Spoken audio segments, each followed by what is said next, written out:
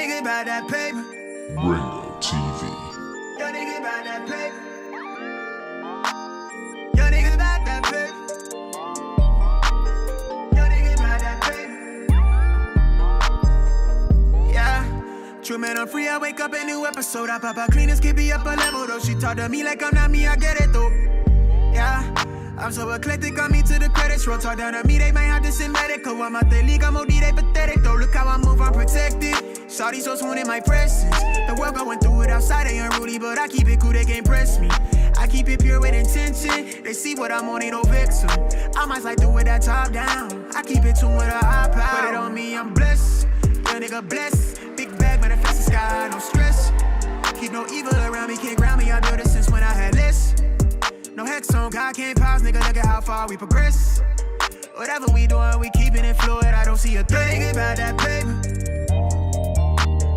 Young nigga about that paper. Young nigga about that paper. Young nigga about that paper. Hop on that jet, had to switch to the coast. One of a kind, I've been playing that role. They pay me, I needed it for. It's real if I said I meant what I spoke. I'm legend, it's written, I shake up the city. Spin block till I'm dizzy, won't ever go broke. I'm chose, I might do it at top down. I keep in tune with a high power. Put it on me, I'm blessed. Young nigga blessed. Big bag, manifest the sky, no stress. Keep no evil around me, can't ground me. I built it since when I had less. No hex on, God can't pause, nigga, look at how far we progress. Whatever we doing, we keeping it fluid, I don't see a thing. Young nigga about that paper. Young nigga about that paper. Young nigga about that paper. Young nigga about that paper. Put it on me, I'm blessed. Big bag, but I fix the sky, no stress. Can't ground me, I know this since when I had less. Look at how far we progress. Fluid, I don't see a threat.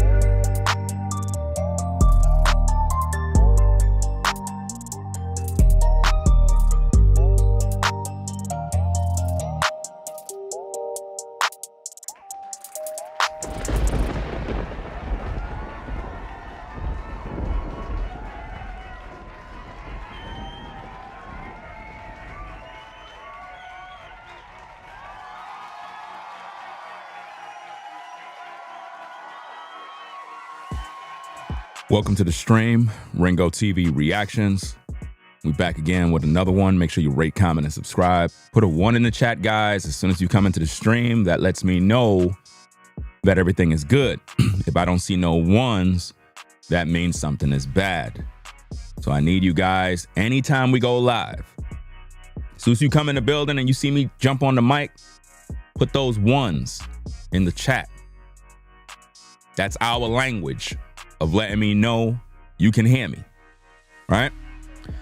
What we're going to be talking about today, guys, is proof that Charlie Kirk was not racist. We got some evidence. I mean, I got a ton of evidence, to be honest with you. I got a ton of evidence. But I want to go through this. It's a particular video that I found on YouTube. When I'm done reacting, I'm going to let you know the channel where I got this from, so the creator who edited the video can get their credit, right? So, hope everybody's having a blessed day. Thanks for stopping by.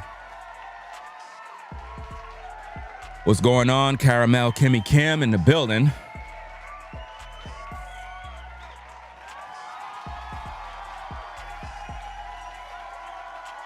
Right?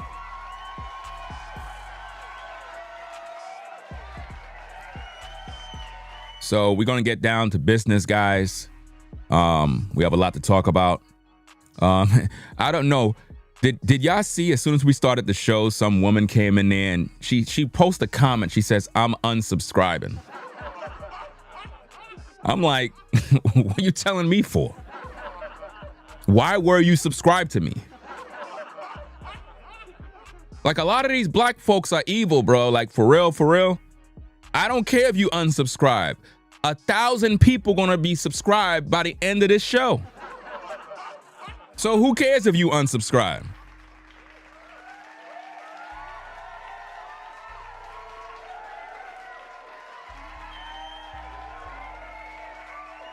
So, guys, let's get to work. We got a lot of things to talk about. Again, I hope everybody's having a blessed day. There's been a lot of word all over social media that Charlie Kirk is a racist, a white supremacist. These are all lies, guys. These are all lies, big lies. And they're doing this because the black community, and I'm speaking for the black community, the black community is so full of hate against this white man because he was doing a lot and trying to uplift and empower black people. And he spoke the truth to black people. And because black men have failed their women, have failed their kids, right? They resent Charlie Kirk because he's white. All black men do in today's day is play victim. They cry. They act as if though the white man is holding them down. They don't want to work. They don't want to get a job. They don't want to take care of their kids. It's really a mess. And it leaves the black woman in a position where she got to go do it herself. She got to go figure it out. She got to go get a house, get an apartment, get a job. And she got to put her kids in daycare while she's at work struggling. And think about the pressure she deals with. Think about the mental anguish and suffering that a woman in 2025 can't depend on a man who she thought would be there. But he decided he don't want to be a man. So Charlie Kirk spoke about these kind of issues. He talked about traditional family values, how a black man should be with his woman, take care of his kids, be responsible. He don't got to be in and out of prison. He could be something in his life. Stop worrying about, oh, I'm black, the white man holding me down. The white man not holding you down. You're just lazy. You know, a lot of my haters on social media, they're all black. They're all black. And they have this victim mentality that says white people are oppressing them. And I'm like, white people ain't doing nothing about you, like nothing to you. They don't even care about what you're dealing with right now. Like they're not even worrying about you. But in the black community, they have this mindset that they're being systematically oppressed. And these are the very same people that believe in Jesus Christ. They believe in Jesus Christ, but for some reason, they're still oppressed. Well, where's their Jesus Christ? Where's their belief in God? You know? So we're going to take a look at this video, guys. Be sure to rate, comment, and subscribe. Double tap the screen to give it a thumbs up, and also subscribe to the channel, guys. So let's get into the content. Let's break this thing down. It's going to be an awesome show, guys. There's a lot about Charlie Kirk that you just don't know because society have hid the info. And again, in the black community, they never really educate themselves to learn anything. You know, you have a lot of black men dropping out of school while the black woman is going off to college. Not saying that black men don't go to college, but more black women are pursuing education more than black men. And there's a reason for that. It's because they can't depend on the man. When you see the majority of black women seeking education to improve themselves and black men rather go to prison, there's a problem. And in the black community, when you speak like this, like how I'm talking, they call you a coon, a Sambo. Oh, you're trying to fit in with white people. I'm not trying to fit in with nobody. I'm not trying to be a part of the white club or the black club. I'm trying to be American. That's the American way. Men are supposed to provide for their family, period. Whenever I see any men in this community, whether they're white or black, that man's supposed to be working to take care of his kids. Because if he's not, he won't be respected by the community. What man respects another man who sit on his ASS all day while his woman is working? And he ain't working. So it's not a white or black thing. It's an American thing. And this is the problem with blacks in America. They have a victim mentality, a slave mentality. And it came from all of these black leaders that you hold up as your God. You know, like MLK. You believe that Martin Luther King was your savior. No, he's the very same guy who led you into a burning house because he sold you out. We're going to talk about that in other videos. We're going to talk about black content creators that are racist who are attacking Donald Trump because of there's a statue of Donald Trump. Well, didn't y'all make a statue of George Floyd? Didn't y'all make several statues of Martin Luther King? So let me get this straight. Black people can make a statue of a thug, inmate in prison, a criminal named George Floyd, and literally erect a statue in his honor. A man who violated women, was sexually active with teenage girls in corn videos, beat and robbed women in home invasions, and y'all made a statue celebrating him. But if Trump have a statue, it's idol worship, it's idolatry. But your leaders, you make statues of them too. But nobody complain about that. We're going to be talking about all those things in future videos. But in this video, what I want to talk about, guys, is the proof that Charlie Kirk was not a racist. A racist would not help young black men. A racist would not do that. You want to see something? Let's look at Exhibit A. Exhibit A, ladies and gentlemen. This particular evidence here is very important. Let me read this caption from Instagram.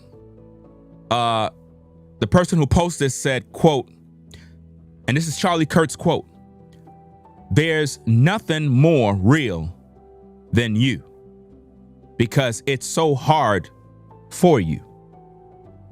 Those are Charlie Kirk's words for black youth.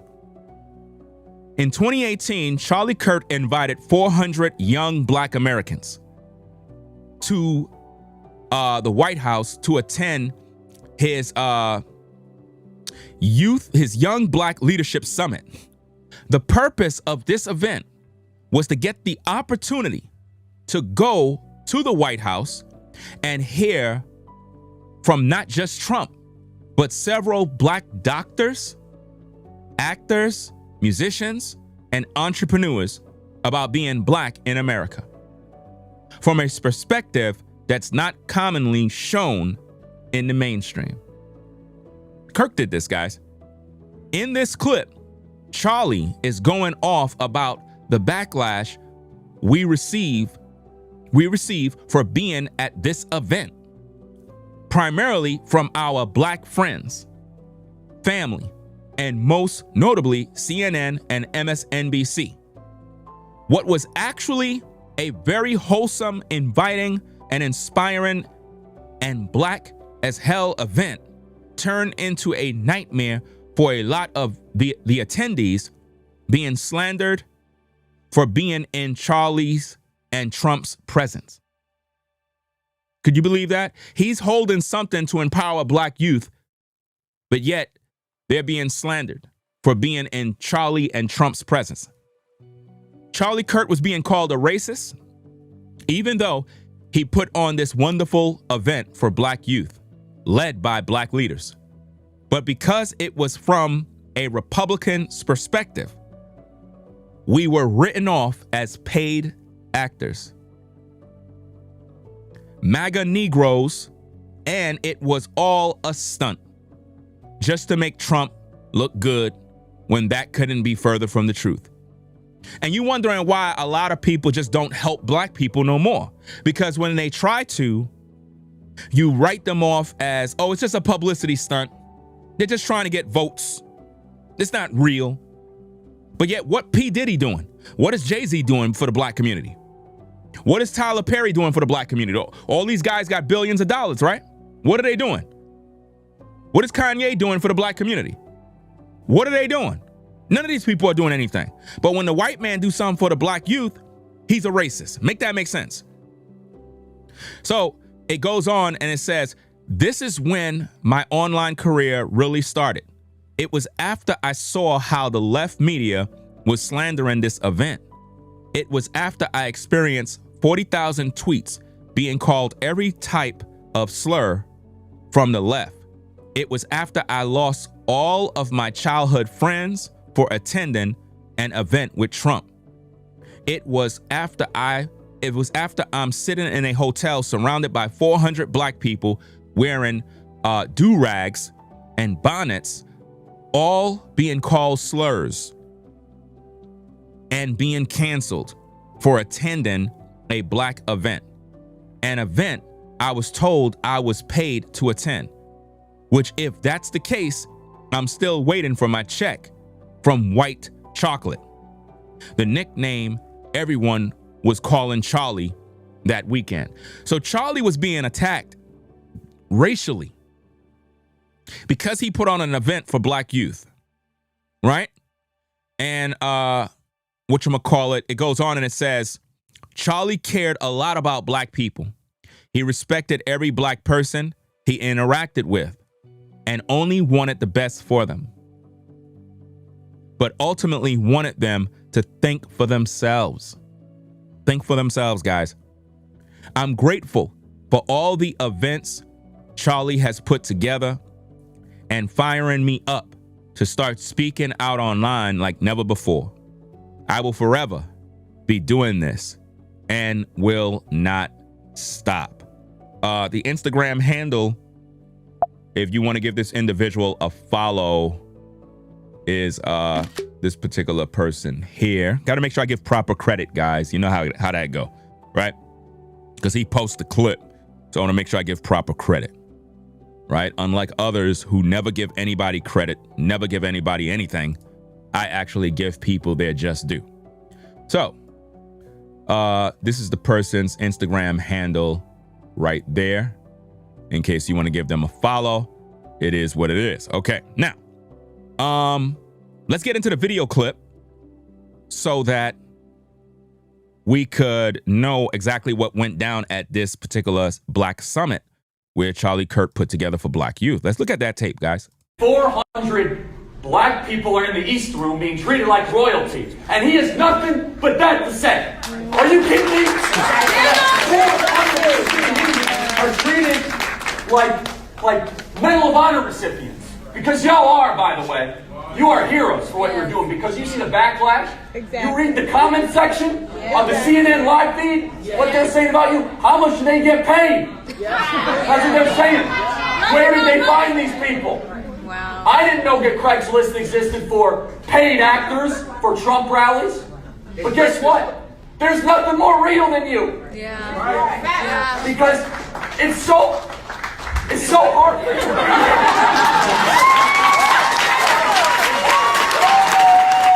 400 black people are in the East Room being treated like royalty. Now, notice this, ladies and gentlemen. And then also, when you come into this building, you better have respect for the moderators. If you're going to tell a moderator, don't tell you what to do, you're going to get blocked. Moderators have power. You understand? So if they give you a warning or even speak to you about anything, you better listen, or you're just going to be packed up.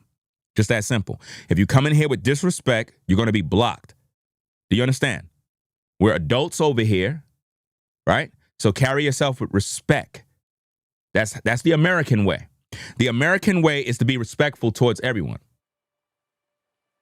That's how life works. You be respectful.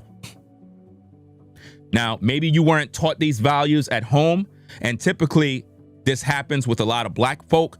They're just not taught any morals and values. So they disrespect people for no reason. You had somebody in the live chat, somebody said, what this person said, where their comment goes. I want to read their comment. Where it go? Yeah. Somebody named Serotonin, whatever, says, holy ish, you're still grifting off this guy's death. LOL. That's the black community for you guys. That's why nobody could take you serious. Because everything to the black community is a joke. This is why nobody takes you serious. Because many people try to help black youth, and it be these kind of individuals, these savages that you see there. Those are called ninjas. There's a difference between a black man and a ninja savage. Ninja savages are degenerates from the black community that don't want to see us progress. These are the individuals that make everything a joke. When you have intelligent people like myself and others who want to empower the community, They look at us as Sambos, coons, we're dancing for white men, and all this other buffoonery. But these are the very same people who live in the ghettos, and they're not doing anything for black people. And this is why a lot of people that get in the sense of power, they get money, they don't give back to the black community because they got people like this in the black community that make it bad for everybody else. Charlie Kirk invited 400 plus youth to a summit so that these young men can be around excellence, so that they could be inspired. If he was a racist, he would not even do that. If he was a racist, he would not even waste his time. Listen at the tape, guys, because we got a lot more to show you here. Let's go. 400 black people are in the East Room being treated like royalty. Treated like royalty. These black youth were treated like royalty. They weren't treated like slaves. They were treated like royalty. But black influencers are going around saying Charlie was a white supremacist and a racist. A racist would not put on that. And he has nothing but that to say. Are you kidding me? Are treated like Medal of Honor recipients. Because y'all are, by the way. You are heroes for what you're doing because you see the backlash. He called them heroes and he called them royalty. He called black youth heroes and royalty.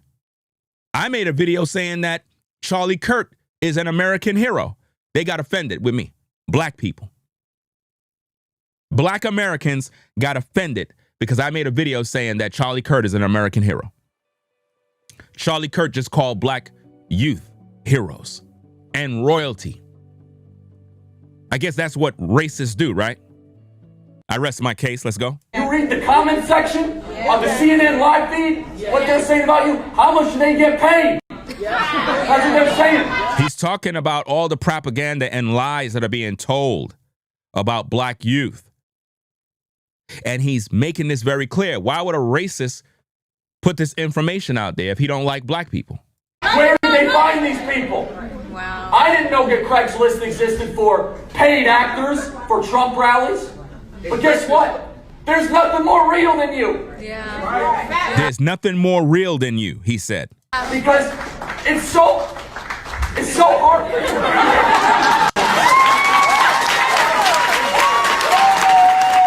400. And if anybody got any more info in regards to this particular event, send it to my Instagram at Ringo TV Raw on Instagram. Let's get to another video, guys.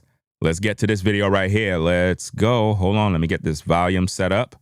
Okay, volume looks good. All right. Let's get into the case here. Be sure to double tap the screen, guys, to give it a thumbs up. Also, consider subscribing to the channel if you support Charlie Kirk and you support the truth, black youth, American life, and have morals and values. If you have morals and values, if you have traditional values, family values, support this work, guys. We need your support. We can't do it without you. Or a history, a shared history, or is it a skin color? Well, I mean, you could go back. Hold on, let me start it from the top. Give me a minute. Right? Thought Charlie Kirk was racist. I want to ask a question of you. What does it mean to be an American? Is it an idea or a history, a shared history, or is it a skin color? Well, I mean, you could go back to the original founding fathers, the Immigration Act of, I believe it was. What does it mean to be an American? Is it a skin color or something else? So there's the current idea of what it means according to, the Hart-Celler Immigration Act and, all this bullshit that you guys spew. But if you go back to the original founding fathers, they intended this to be a European nation for white men of good stock and character. Yeah. So, can you show me? Let me answer the question. Can you show me where in the United States Constitution it says that? It wasn't in the Constitution. It wasn't in the Constitution because they didn't believe it. The founding. You, sir, they did not put it in the United States Constitution. Let me answer another question. Let me ask you another question since you support. Allow him to have the mic. Let me ask you another question, Founding sir. fathers wrote many what other does the documents phrase, other than the United sir, States Constitution, and they made it sir, explicitly clear. That what they does the believe- phrase "e pluribus unum" mean? What does the phrase "e pluribus unum" mean? Why is that relevant? Because it was on every founding No, the document founding and fathers presidential wrote seal a from our litany of founding, documents which means stating out they of believe many, this country should one. be a You, sir, European nation. and your ideology is not conservative. It is right-wing, identitarian. It has no place in the conservative movement, my friend. Get out of line. Get out of line. If Charlie Kirk was a racist, why would he do that? Why would Charlie Kirk do that if he was a racist or a white supremacist? That doesn't look like a racist to me, guys.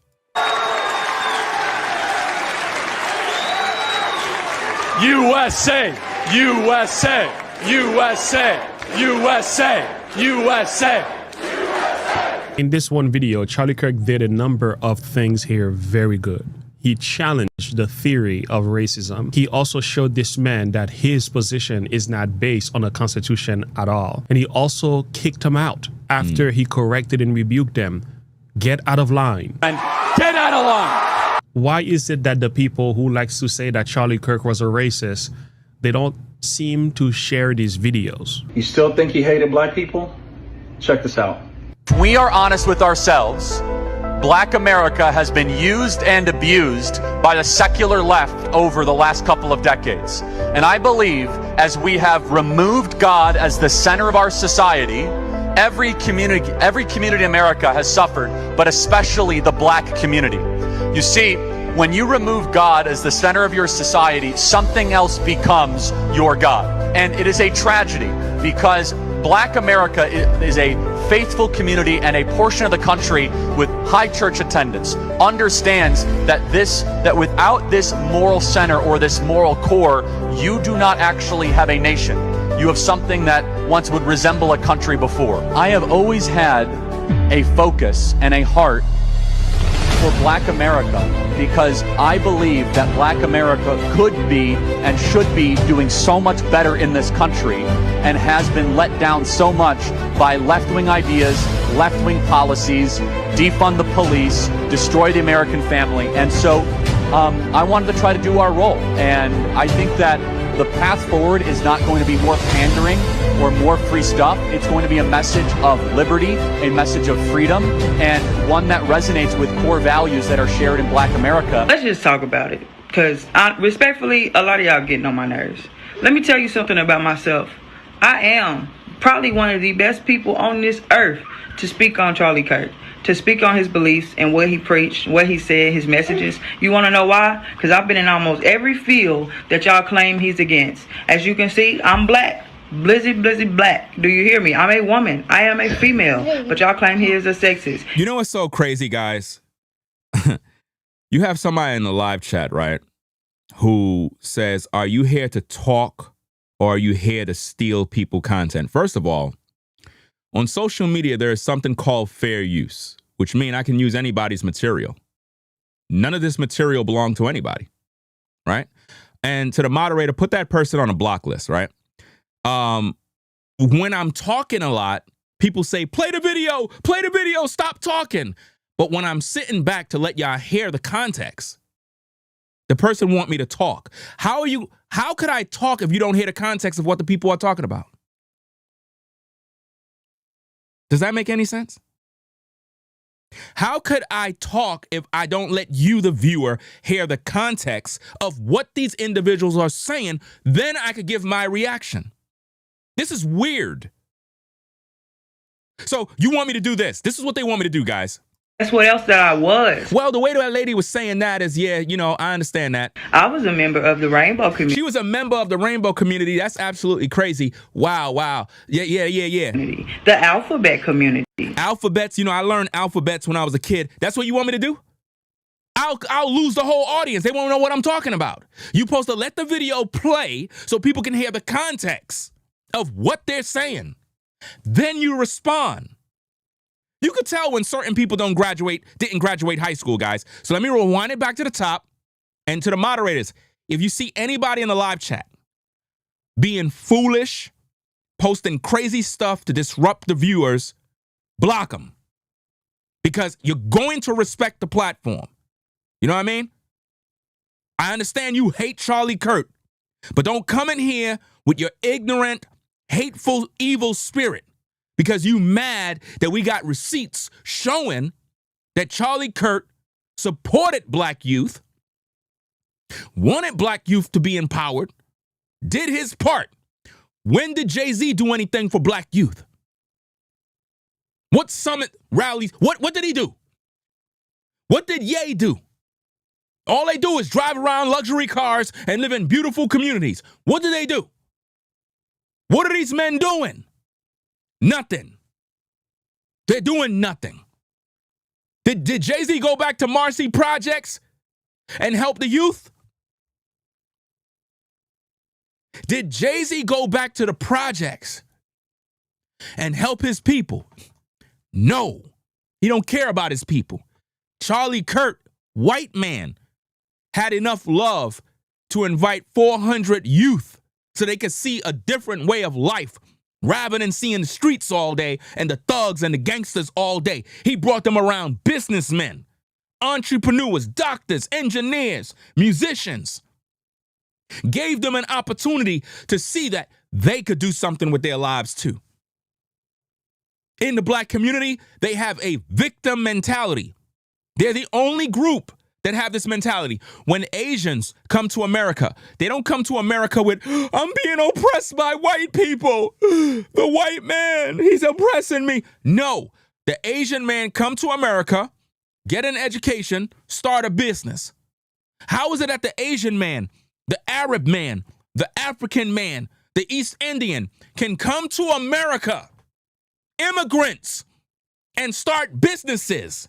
And the black man been in America for thousands of years and still don't got a damn thing. Explain that to me.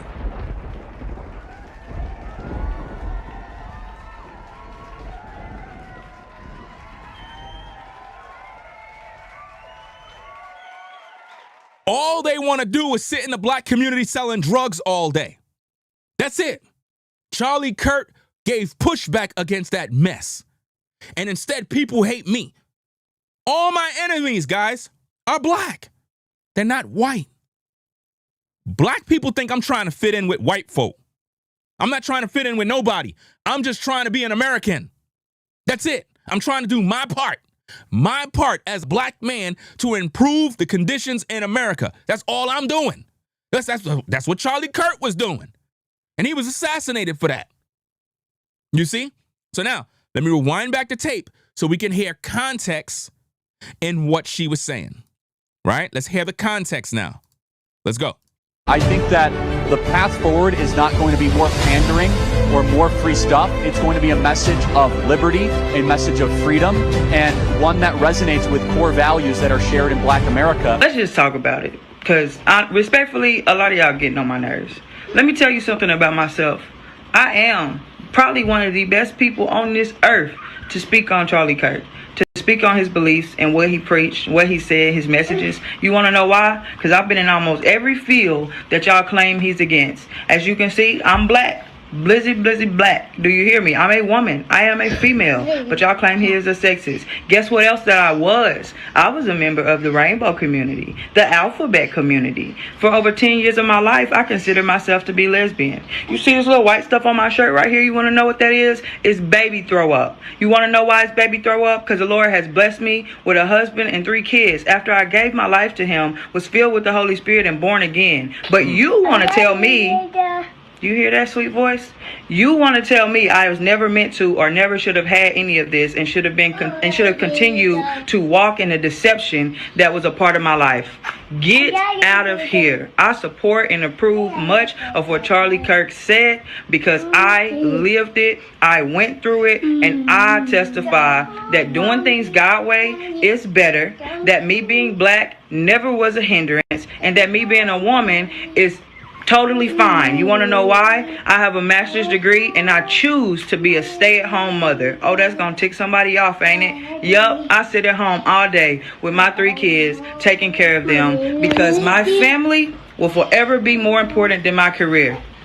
But wait, that's not all. Let me include this really important detail. When I was 4 years old, my dad was unalived just a month before my 5th birthday. So don't come into my comments saying I had more opportunities than this person or that person. I was raised by a single mother who worked in a factory till this day. So get out of here, okay? We do what we choose to do. Stop making excuses.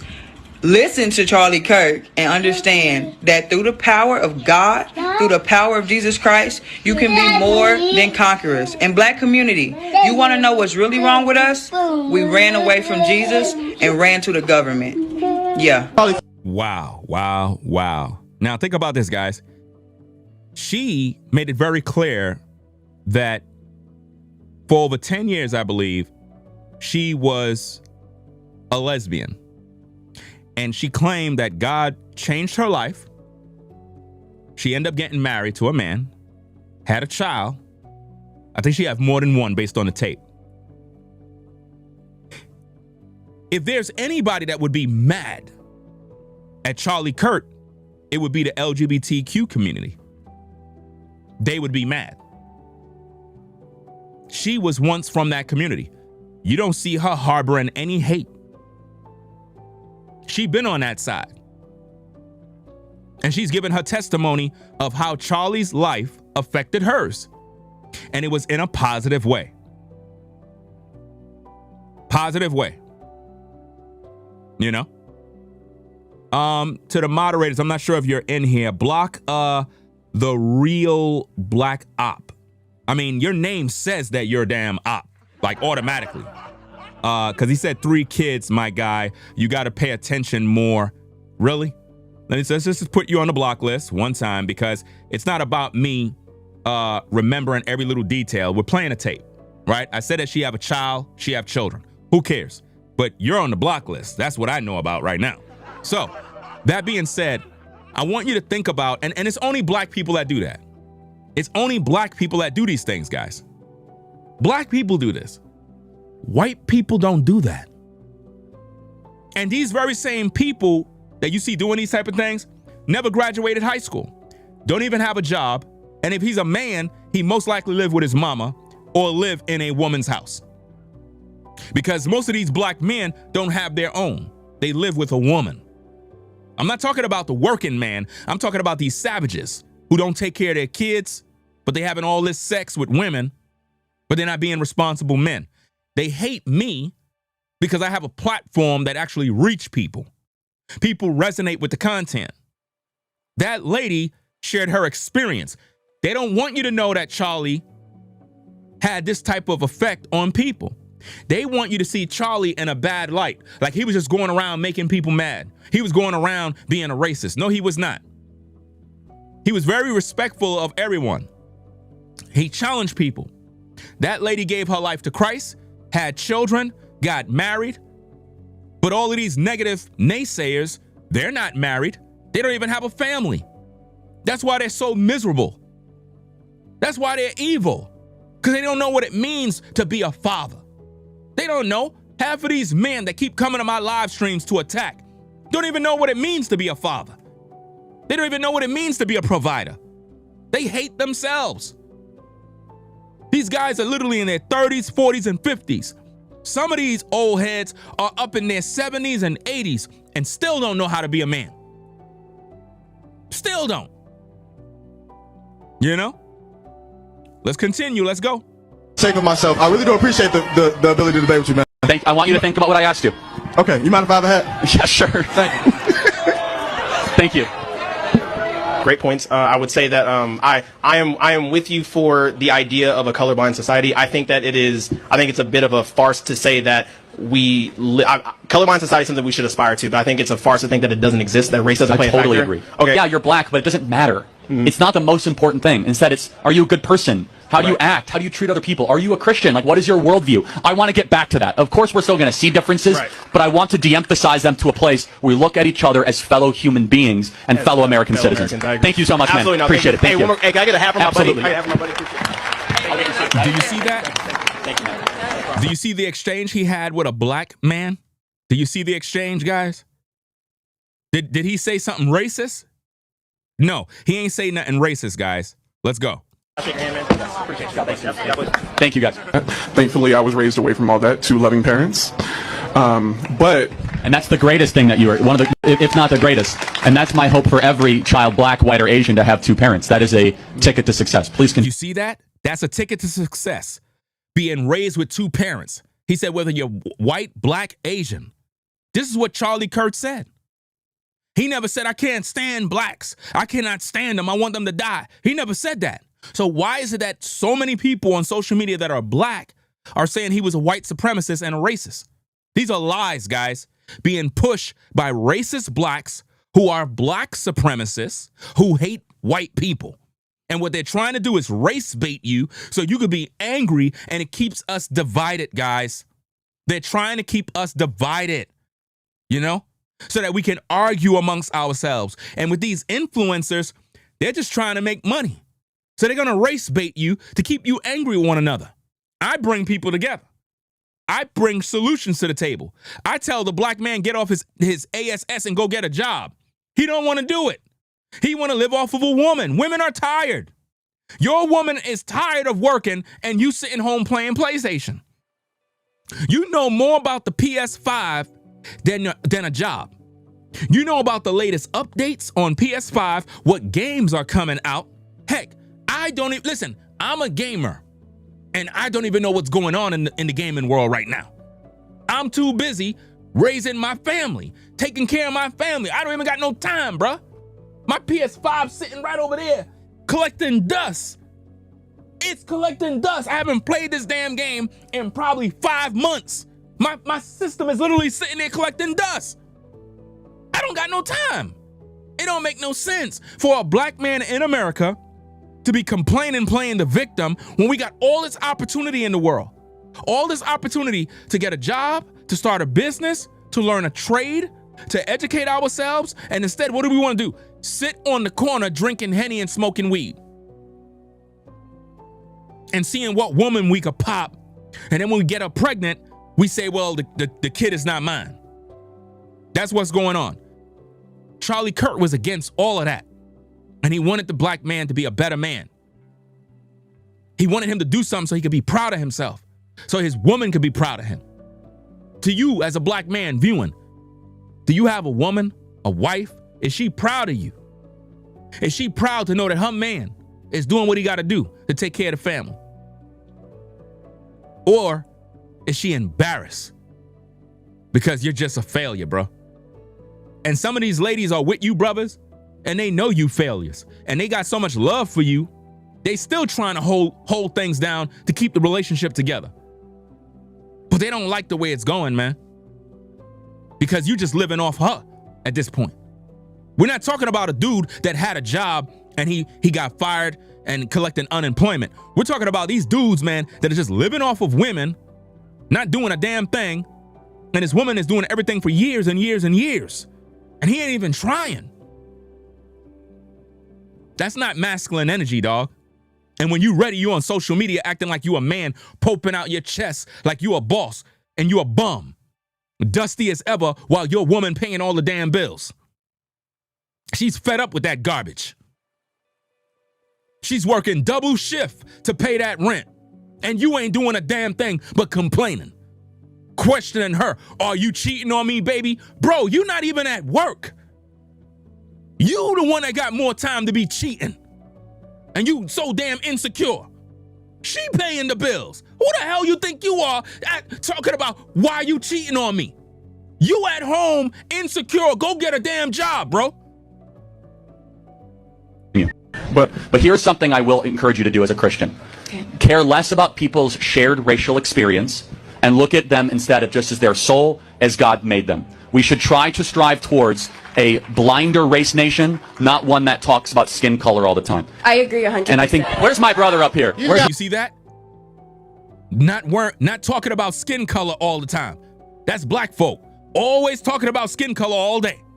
Oh, the white man, the white man, the white man. Bro, go get a job. All you black influencers is always talking about white supremacy.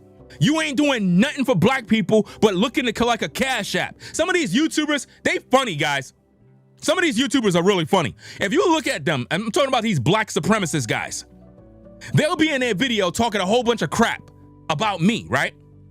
And then when you look at them, they be like, yo, we need more contributors. We need more contributors on the Cash App. We need for y'all to hit that Cash App.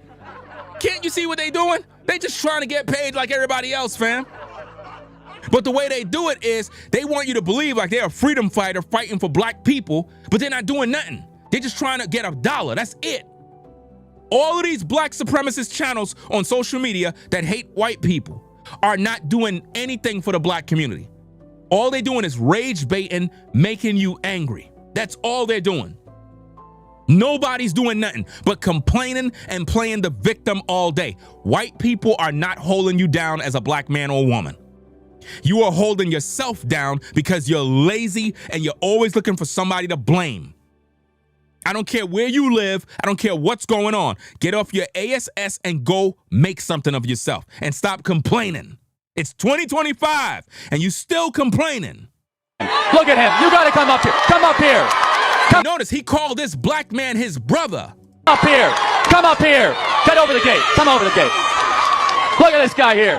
Look at this. Yeah. Right to the mic. You stand for me, we good. Wait, I only stand up for white. Is that a white man? Can you look at him, please? Look at him. I already. Is that a white man? Fist bump. Is that a white man? You said I only stand up for white men. He's got dreads. Instead of just looking at. You see that? The white guy told him, you only stand up for white people. You only stand up for white people. But he proved that he don't just stand up for white people, stand up for all people. And he called a black man to the forefront, called him his brother. Everything in the past that's wrong and bad through a victim lens. Say, you know what? It's still going on. Okay, one sec. Say, you know what? I'm an American, and I'm going to use my mental energy to say, despite all of that, I get to succeed and flourish and prosper as a black American at the University of Tennessee. You are a living embodiment, Gigi, that you can still succeed as a black individual. Okay. Because I look at you not as a black guy, but as a human being made in the image of God, and I want to know what you bring to the table. Wow, my goodness. He said he see him as a black man made in the image of God. He ain't say, oh, I'm better than you because I'm white. Good at the job. Coming up in Chicago, East Garfield, and coming up in Cabrini Green, can you tell me how is it that coming from a city like that and getting to a place where we came from a single parent home to a no parent home, can you tell me how is it that I was able to get married, which in June I'll be married 24 years. I have a 23-year-old son and a 21-year-old son. Got through school, got a degree, went back and got another one. Can you explain to me how systemic racism kept me from doing that? It doesn't. Systemic racism didn't, because every person can make good decisions and flourish in this country regardless of the color of their skin. So then how is it that somebody like me did it though? I mean, wait, I'm black. I'm coming up in a oppressed era, so can you tell me how I was able to achieve that? You tell me. Well, from what I'm being told, is because I was lucky. I mean, it was probably hard work, good decisions, maybe a pastor or a mentor that, gave you good guidance. So then why is it so hard for everybody else to look like me to understand that? You ask them. Trying to. By the way, shout out to Bloomington, Illinois. I'm the guy that actually went viral for destroying CRT at the school board meeting. I love it. Well done, nice man. to meet you. Hopefully I Thank you. Thank you. Do you see that exchange? We're going to rewind that one back. Let me see. Let me put it back here because I want to react to something that he said, right? Real quick. Shout out to Forever Studios for the $50 support. Appreciate you sponsoring the show. Forever Studios.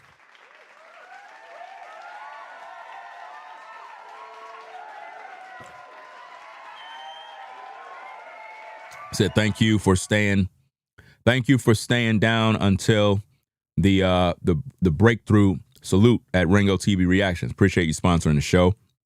And again, guys, as you come into the building, be sure to double tap the screen to give it a thumbs up. Subscribe to the channel if you're enjoying the content. We are literally breaking down a video, and this particular video is coming from a YouTube platform. Let me see if I got it here. Where is that thing? Let me see. Is this it? I'm not sure. Yeah. This is the YouTube channel where this particular video clip come from. It's called Look and Live. Look and Live. Title of the video is called This One Video Proves That Charlie Kirk Wasn't Racist. So you can give that fella a click and a view. We're doing a reaction video about this content proving that Charlie Kirk was not a racist. And there's many videos proving this, guys. And for whatever reason, people want to continually lie on this man by distorting the information, posting small little snippets of things Charlie said with no context. And because the black community don't want to educate themselves. They just go with whatever they heard. And this just proves how easy they could be controlled by the opposition. That's how easy. See, somebody's controlling them. If you're black and you are being systematically oppressed, somebody's pulling your strings. Because if you're listening to these small little snippets of Charlie Kirk and you're believing that he's a white supremacist and a racist, somebody's pulling those strings. So somebody's controlling you. It's time that you educate yourself and look at the facts. I'm showing you evidence. This man had 400 youth at a summit to empower black youth. A racist would not do that. A racist would not do that. He wouldn't even care about black youth. He'd be like, to hell with these black youths. Why aren't black men doing that? Why black men aren't doing this every week? With all these successful multimillionaire black celebrities, how come they're not having black events for the youth in Chicago? How come they're not having this for the youth in New York, LA? How come they're not doing this? How come there's nothing for black youth being given? Why? Doesn't make any sense, guys. Let's go. What? It's still going on. Okay. One sec. So you know what? I'm an American, and I'm going to use my mental energy to say, despite all of that, I get to succeed and flourish and prosper as a black American at the University of Tennessee. You are a living embodiment, Gigi, that you can still succeed as a black individual. Okay. Because I look at you not as a black guy, but as he said, listen, he said you still can succeed as a black individual. Listen. Despite all of that, I get to succeed and flourish and prosper as a black American at the University of Tennessee. You are a living embodiment, Gigi, that you can still succeed as a black individual. You can still succeed as a black individual. If he was a racist, why would he tell that to a black woman? Why? Why? Why would he tell her that? If he's a racist. Man. Okay. Because I look at you not as a black guy, but as a human being made in the image of God, and I want to know what you bring to the table. Are you good at the job? Coming up in Chicago, East Garfield, and coming up in Cabrini Green, can you tell me how is it that coming from a city like that and getting to a place where we came from a single parent home to a no parent home, can you tell me how is it that I was able to get married, which in June I'll be married 24 years. I have a 23-year-old son and a 21-year-old son, got through school, got a degree, went back and got another one. Can you explain to me how systemic racism kept me from doing that? It doesn't. Systemic racism didn't, because every person can make good decisions and flourish in this country regardless of the color of their skin. Do you see that? Charlie Kirk just basically said anybody can flourish if they just put the work in. The problem with the black community, guys, is that a lot of black men have been told that because they're black, they don't stand a chance, that they got to work harder. How many of y'all ever heard that? Oh, I'm black, so I got to work 10 times harder than my white counterpart. No. All you got to do is just go out there and put in the work for you. Do what you need to do. Be consistent, diligent, and apply yourself every day. And if you keep doing this, eventually breakthrough is going to happen. Eventually, you're going to be successful. Anybody can be successful in America. Again, immigrants come to America every single day, and they start businesses, and they're successful. Go into every predominantly black community, you will see the Asian man, the Arab man, the East Indian man, the white man. They set up businesses all in the black community. You'll have a guy that come right from Africa. He have a business right away. But men and women that have been in America all their life can't seem to do nothing with themselves. Why? Because they have a victim mentality where they're always complaining that they're being oppressed rather than coming together and starting a business. You understand? They just don't know how to do this because they hate each other. There's so much competitive jealousy, infighting. In the black community, you cannot tell nobody your goals and your dreams. They'll get jealous of you or they'll kill you so that you don't make it. Hey, bro, yo, what up, dog? Hey, I'm about to start this business, man, this clothing business. Clothing business? Man, you wasting your time, man. I ain't gonna be successful. That's what they're gonna do to you. Hey, yo, bro, I'm about to go to college. College? What are you going to college for? I'm trying to educate myself, man. get me this business degree. Man, you wasting your time, bro. Man, you better just go on the block and hustle. That's what they'll do to you in the black community. They'll talk you out of success. So then how is it that somebody like me did it though? I mean, wait, I'm black. I'm coming up in a oppressed era. So can you tell me how I was able to achieve that? You tell me. Well, from what I'm being told, it's because I was lucky. I mean, it was probably hard work, good decisions, maybe a pastor or a mentor that, you know, gave you good guidance. So then why is it so hard for everybody else to look like me to understand that? You ask them. You ask them. Why is it so hard for black Americans that have a victim mentality to get off their ASS and go out there and make something of themselves, and instead they just want to stay in the ghetto their whole life? Why is it so difficult? Why is it so difficult to tell black men that they could be somebody? Why is it so difficult? Why is it that when I go live and I do these videos, more black men come to my platform to hate me because I'm wearing a hat?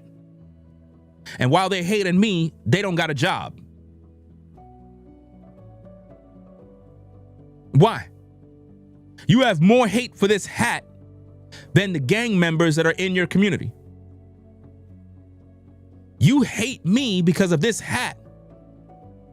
But your community is filled with violence, guns, and drugs, and you ain't doing anything about it.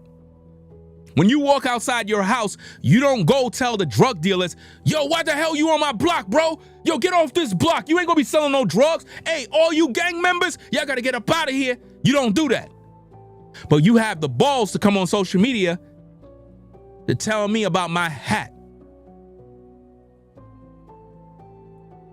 You in the projects, the elevator is filled with piss. You don't tell the youth, you don't piss in your elevator, son. You live here. Why would you piss in your elevator? You don't educate them. You see black people fighting in the ghetto every day.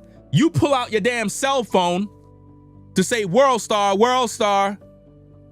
You don't break it up. Why? Why black men ain't working with one another to grow?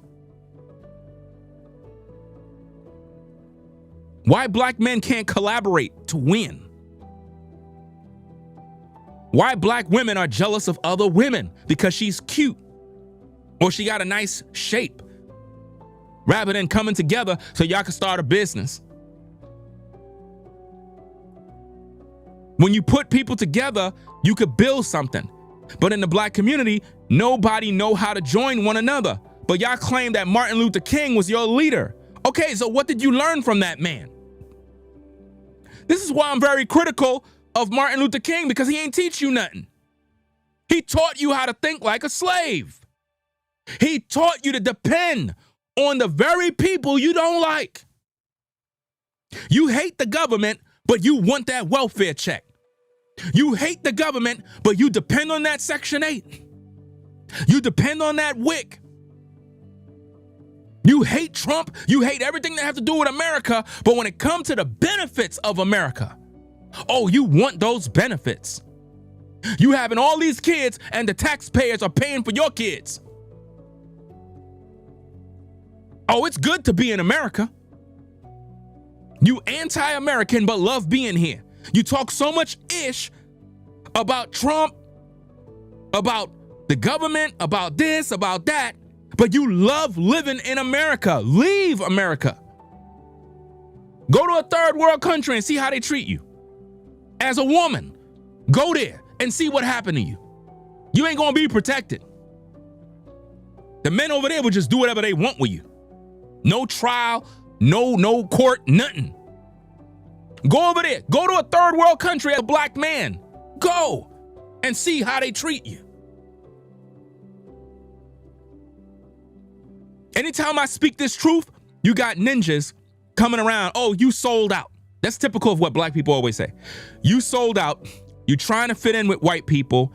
You're trying to be white. You're a coon. You're a Sambo. You're a this. Just a bunch of name calling. Elementary school, immature kids. And none of these men are doing anything for their community. They'll go online and they'll make videos, have a bunch of people in a live video angry with me. And ain't none of them doing nothing for each other.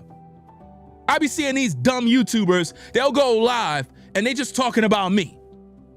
And I'm like, bruh, you ain't doing nothing. All that talking, you talking about me like I'm the damn enemy. Like I'm the one stopping the black community from growing while your lazy ass don't want no damn job. Make that make sense.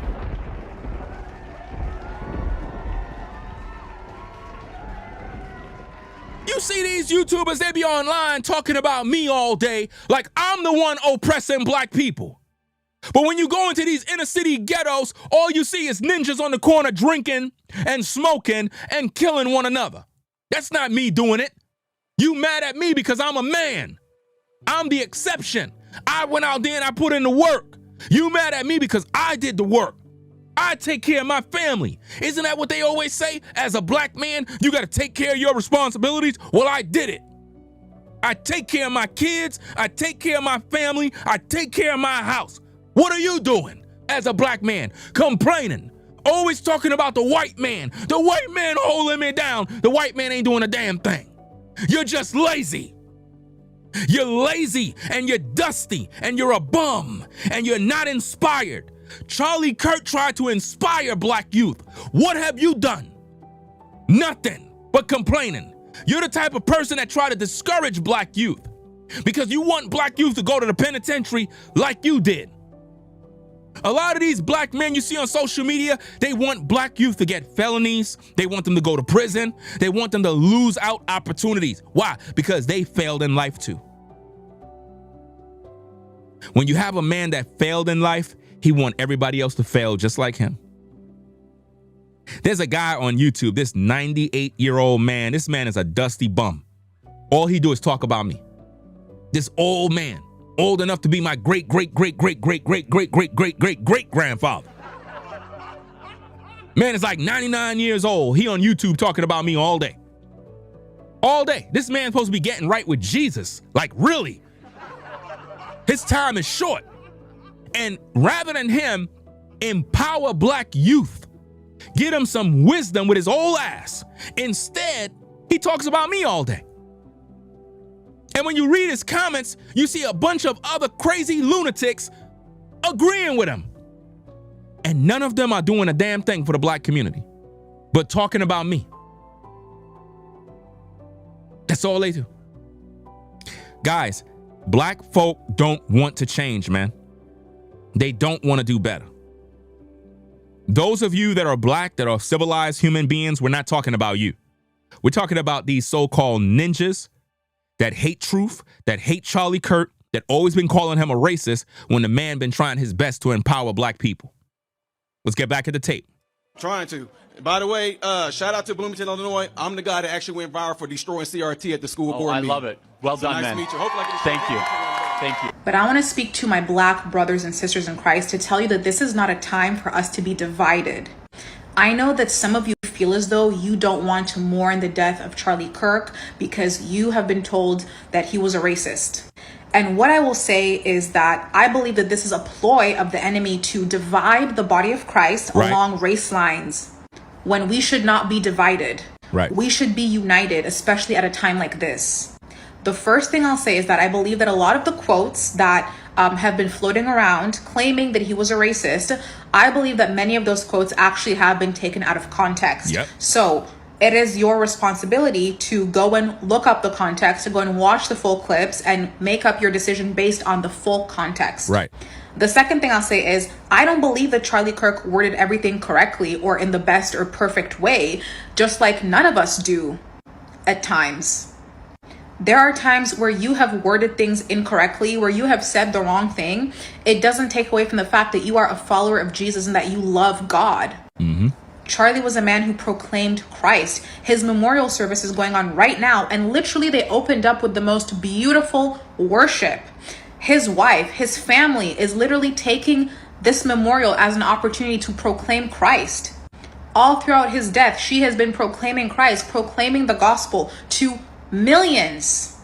It's clear that this was a man and this was a couple that did love Jesus, and his views, his politics, that was informed by his biblical worldview.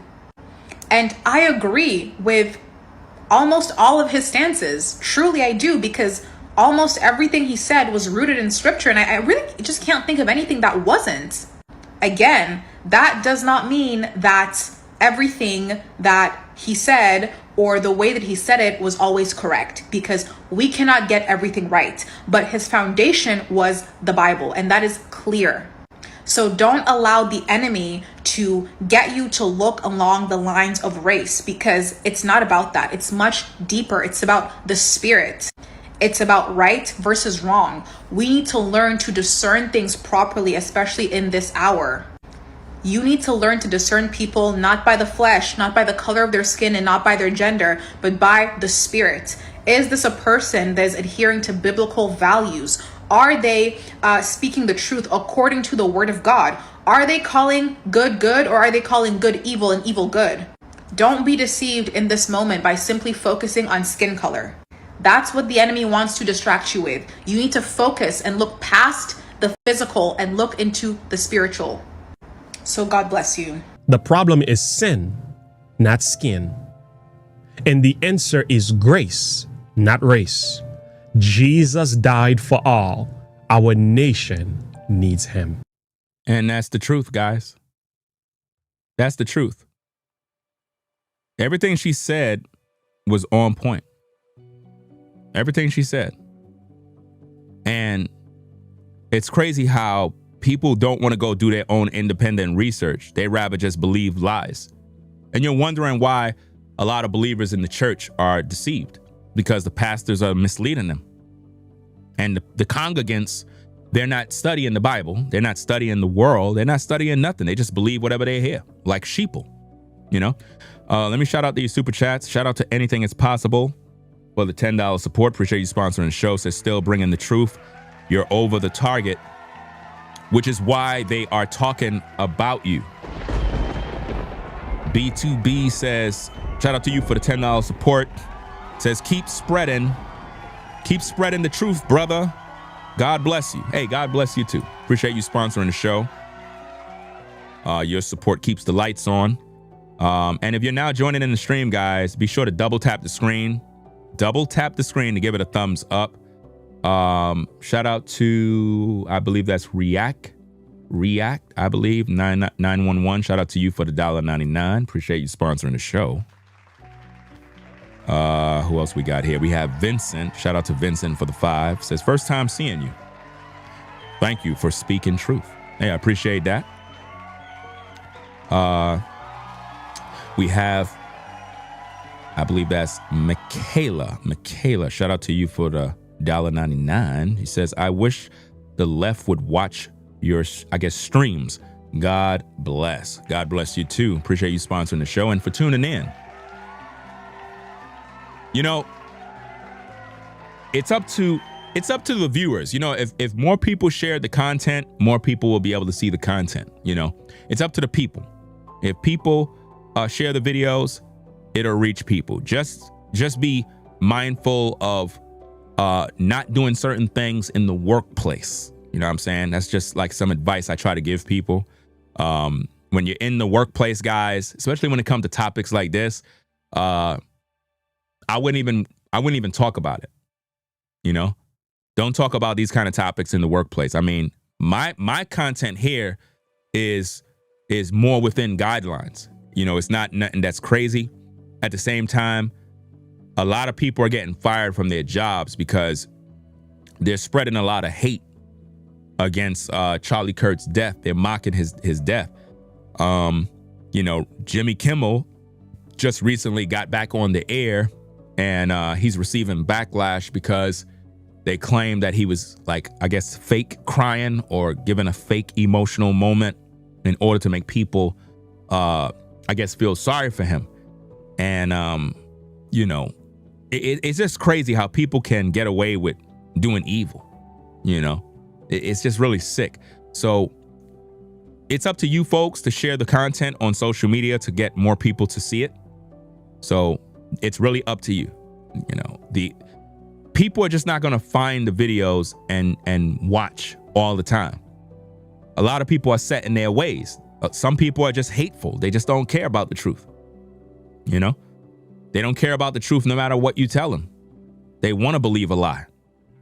And again, guys, the YouTube channel where this video clip come from is a YouTube channel called Look and Live. Look and Live. The video title is "This One Video Proves That Charlie Kirk Wasn't Racist." You know what I mean? Got to give proper credit where credit is due because he put the video together. We're doing a reaction video, which is protected under the fair use doctrine.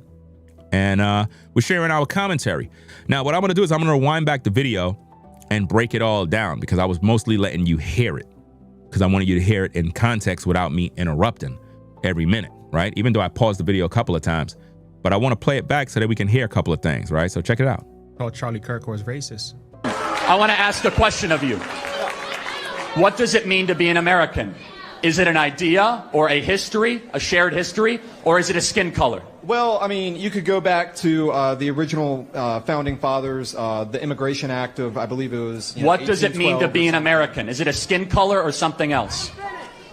So there's the current idea of what it means according to, the Hart-Celler Immigration Act and, all this bullshit that you guys spew. But if you go back to the original founding fathers, they intended this to be a European nation for white men of good stock and character. Yeah. So, can you show me? Let me answer the question. Can you show me where in the United States Constitution it says that? It wasn't in the Constitution. It wasn't in the Constitution because they didn't believe it. The founding. You, sir, they did not put it in the United States Constitution. Let me answer another question. Let me ask you another question since you support. Allow him to have the mic. Let me ask you another question, founding sir. Fathers wrote many what other does the documents phrase, other than the United sir, States Constitution, and they made it explicitly clear. That what does the phrase "e pluribus unum" mean? What does the phrase "e pluribus unum" mean? Why is that relevant? Because it was on every founding document and presidential seal from our founding, which means out of many, one. You, sir, and your ideology is not conservative. It is right-wing, identitarian, and has no place in the conservative movement, my friend. Get out of line. Get out of line. I think right there, guys, it was very clear that Charlie Kirk was actually talking to a racist. Would you agree?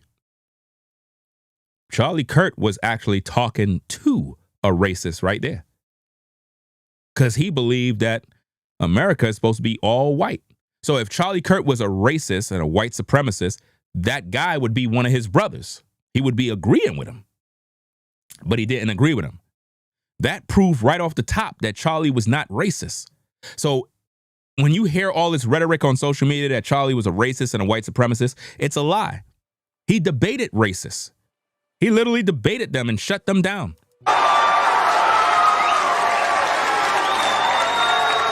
Shout out to Michaela again for the $1.99 support. Says, keep on telling the truth. I will share for sure. Again, appreciate you for sponsoring the show, supporting the work. Let's get back to the content, guys. Again, hope everybody's having a blessed day. Make sure if you're on the road driving, guys, focus on the road, not your phone. Just listen to the stream. Don't be looking back at the camera and no, don't do all of that. Focus on the road, guys. Let's get back to it. USA, USA, USA, USA, USA. In this one video, Charlie Kirk did a number of things here very good. He challenged the theory of racism. He also showed this man that his position is not based on a constitution at all. And he also kicked him out after he corrected and rebuked them. Get out of line. Right. Get out of line. Why is it that the people who likes to say that Charlie Kirk was a racist, they don't seem to share these videos? You still think he hated black people? Check this out. If we are honest with ourselves, Black America has been used and abused. Black America has been used and abused. A racist would not say that. A racist would not say none of that stuff, guys, at all. By the secular left over the last couple of decades. And I believe as we have removed God as the center of our society, every community in America has suffered, but especially the black community. Yes, because the black community don't follow God. They don't keep his laws, statutes, and commandments. They rebel against the Creator. They don't live according to the scriptures. And because of this, they're at the bottom of the totem pole. Book of Deuteronomy clearly talks about all of the issues that the black community is in right now. You see, when you remove God as the center of your society, something else becomes your God. And yes, something else becomes your God. And that becomes the government. That becomes an idol man, somebody that you worship. You know what I mean? Like Martin Luther King is an idol god for the black community. Let me see if I could pull up the idol for them. Right? Let me see. Is this it here? Yeah. I think this is one. Let me see. Yeah. This is their idol god right here, guys. Idol god. Now watch this. This is who the black community worship. This is a statue, an idol god that the black community worship. Martin Luther King with a little boy down where he shouldn't be, to be honest. The image looked very, very questionable, but this is the one that was a womanizer, was out there in the streets, and the same guy who said that he led black people in a burning house, right? I actually have video content with that, which mean Martin Luther King made a deal with the devil. And when he realized that he messed up, he tried to clean up his act. And that was, he said these words, that he led black people in a burning house. And then he was assassinated. Then he was killed. You see, because what happened is he broke covenant, his agreement with whoever he had that agreement with, because he was finally waking up, realizing the errors of his way. A lot of people love to quote the I have a dream speech. That was the worst speech ever. A lot of y'all don't know that. You're going to get mad at me. At the same time, I got the receipts and I got the knowledge and I understand the history, right? People love to quote that speech, but they don't quote everything. They don't quote all the words of Martin Luther King. He actually failed the black community because blacks put him in a godlike complex position. They didn't put their trust in God. You know, they were in idolatry. You see, and if he was your leader and did everything that was right for you, why is the black community in shambles right now? Right? If Martin Luther King was your leader, he would be spinning in his grave looking at black Americans now, sagging their pants, committing crimes, raping their women, not taking care of their kids. But yet, if I talk about Martin Luther King and you're black, you get upset. You get upset with me. But when you go back to your black community, how you living? Like a savage, like an animal. Your sons are like animals. They're running around the street committing crimes. But if I talk about or give criticism about what I feel and think about Martin Luther King, you get mad at me because you have been indoctrinated like a slave. It's similar to if Massa's sick, you'll be like, Massa, we's a sick. We's a sick, Massa. Not user, we's a sick. I got a headache, young man. We's a got a headache, Massa. Not user, we's a got a headache. You've been indoctrinated like a slave. And that's just the truth. See, that's why they assassinated Kennedy. Because Kennedy had a belief on not having or seeing black people struggle and suffer. So they pretty much said, you know what, we got to take him out of the way too. You see? Once King woke up to the reality of what he did, he was about to turn against the powers that be and do the right thing. That's when they said, okay, we pulling the plug. You already completed your work. You already completed your work. Now we got your people right where we want them. But y'all don't know the history. You can get mad at me. But until you do the research and study and know history, you're going to continue to just argue with people all day and be upset. But before you get angry with me, What are you doing to solve all the problems in the black community? Do you get mad with the drug dealer that you see standing at the corner every day? Do you got that same kind of energy you got for me? Or is this just something you do on social media? But when you get around the real thugs and the goons, you don't got nothing to say. Nothing to say. It is a tragedy because Black America is a faithful community and a portion of the country with high church attendance. High church attendance, the black community. Okay. They're a faithful community, yes. Faithful to who? To their idol gods. Their pastors, T.D. Jakes, Creflo Dollars, the Kenneth Copelands and all these other false prophets. They are faithful to these men. And this is how churches make millions of dollars. They take all the money from the poor, which keeps them poor, while the pastors live a luxurious life. And what the pastors do is they sell them heaven. They sell them God. Jesus has become the product. You heard what T.D. Jakes said. He said Jesus is the product. That's what he said. Understands that without this moral center or this moral core, you do not actually have a nation. You have something that once would resemble a country before. I have always had a focus and a heart for Black America. He have a focus and a heart for Black America. Does that sound like a racist? No. That's a man that has a heart for Black Americans. But he had a heart for all Americans. White, Black, Asian, everybody. I'm not saying this to make it seem like Charlie's entire life was dedicated to just black people. Charlie was an American first.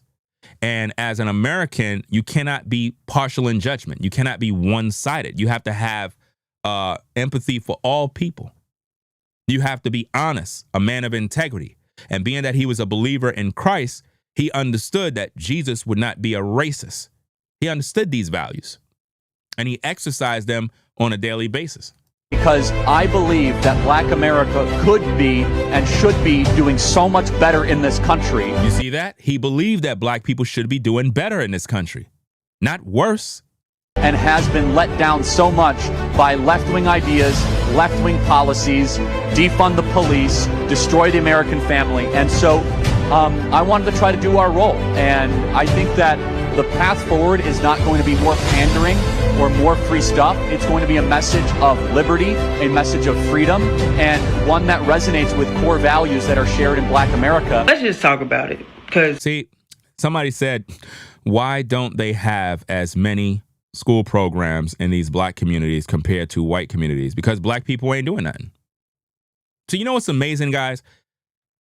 Y'all complain about why black people don't have this and black people don't have that compared to white communities. Why don't black people put their money together and get what they want? Why is it that in the Jewish communities in New York, they got their own supermarkets, their own stores, their own schools, their own synagogues, they got everything that they need, and yet in the black community, they just complain all day about what they don't got, as if though somebody else got to go get it for them. Y'all got money to buy alcohol. You got money to buy clothes, rims, cars, jewelry. Women buy hair and makeup. Okay, put all of that together and start these programs.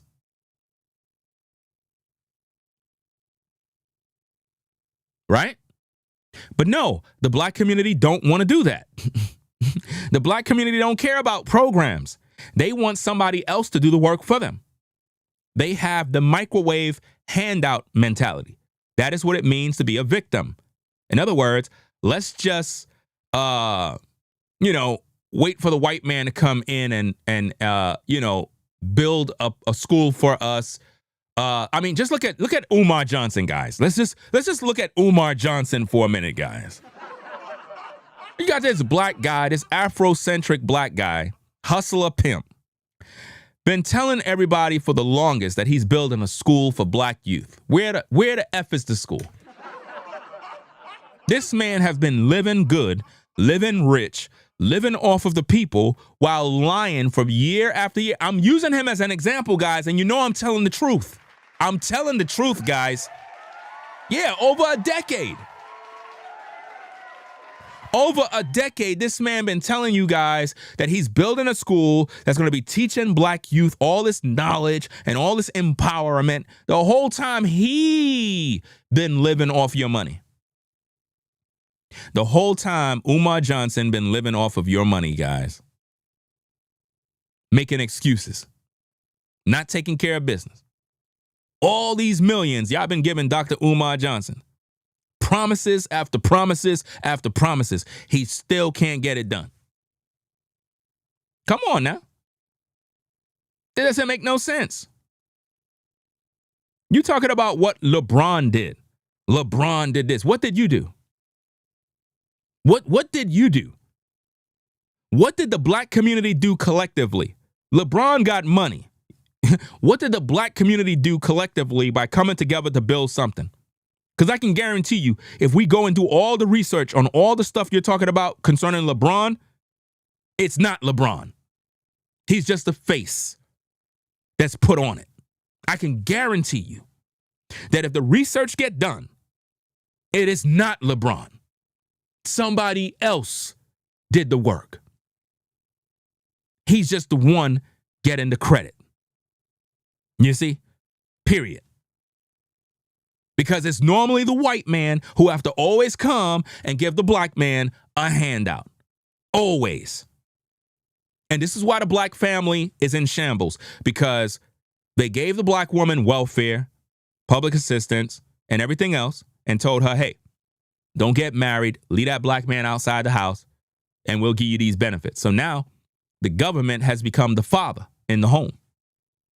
That's where we at right now, guys. And it's really, really sick. But this is the world we living in right now, man.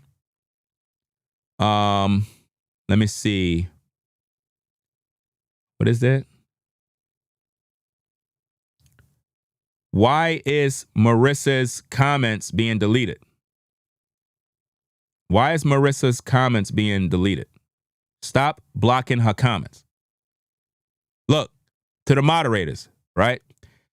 When you're a moderator, you have to have wisdom. Don't just be pressing buttons, deleting stuff, and people are not doing anything wrong. Right? This is America. You have to understand that. Because all you're doing is destroying my show. When people post comments, I want to see these comments. If nobody's cussing and being rude and disrespectful and just being a person that's violating rules, don't touch their comments. Because I'm seeing comments getting removed and the person didn't do anything wrong. Marissa just says, I loved the live with Dr. Umar Jackson. Hilarious. But she meant to say Johnson and her comments was deleted.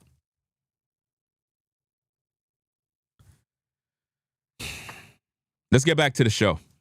Respectfully, a lot of y'all getting on my nerves. Let me tell you something about myself.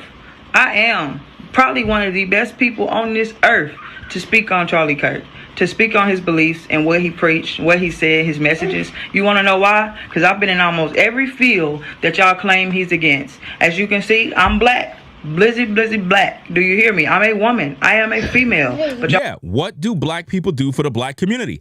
If you live in a predominantly black community, the people who live in that community can chip their money together and build whatever they want. The problem is black people don't like each other. You know?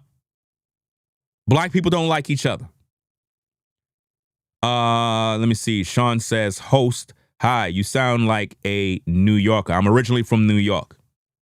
I live in North Carolina. It is what it is. Shout out to V-Dub Man in the building. What's going on, bruh?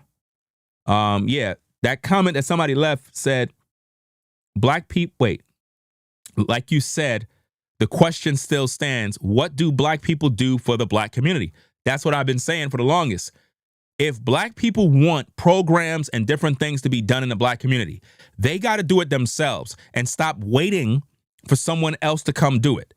The biggest problem in black America is they have a victim mentality. They have this mentality of we're all poor and we just can't do anything. But they all believe in Jesus. And they all believe in giving their money to a pastor. Now, make it make sense, guys. Black folk in the black community believe in Jesus Christ. They believe in giving all their money to a pastor who's a millionaire, but they don't believe in chipping their money in together to build something in their community. Because they're suspicious of one another, hate one another, jealous of one another, and nothing could ever get done. But in their mind, they believe that white America need to come in and do something for them. It's not going to happen because white America have done many of these things. They built after-school programs and built this and did this. And what do the black community do? Destroy everything. Everything that was given to try to help you, to help the youth, you destroy it. And then you curse the hand that blessed you. White America have been doing a heck of a lot trying to give you tools and resources to improve yourself, and you still don't want to use it. There's so many opportunities for jobs, so many opportunities to be an entrepreneur, but what happens? Black men don't want to work. They don't want to do anything. They don't want to do nothing. And then white America look at the black community, and when they share their opinion, you call them racist. When they just sharing their opinion. There's a lot of white youth that look at their parents and be like, Mom, why my black friends are always complaining about not able to do anything? And it's just like, I just don't get it. Like, we all have the same opportunities. And then the parents got to explain to them because they're lazy. But now when they say that, they're racist now. You don't think white people have these discussions with white people too? Sometimes you'll have a white father telling his son, you need to go get a job and stop being lazy. Y'all just don't hear these things. But white people argue with their kids all the time. There are white parents that tell their son, who is 19 years old, you better go out there and work. Don't think you're going to live up in this house your whole life. It's not going to happen. Y'all just be thinking that anybody that's white got it all together and they got all this money. No, not all. Listen, there's a lot of white people that struggle just like black people. There's a lot of white people that live within their means. They don't buy no lavish stuff. They don't overly spend. And that's how they've been living their life. Y'all just think that everybody's rich because this is in your mind. Just like in the black community, you think everybody that's black is poor. A lot of people that live in the black community have good jobs, good paying jobs. You know, the decent people, but at the same time, the savages, the ninjas, they're the ones bringing the black community down, guys.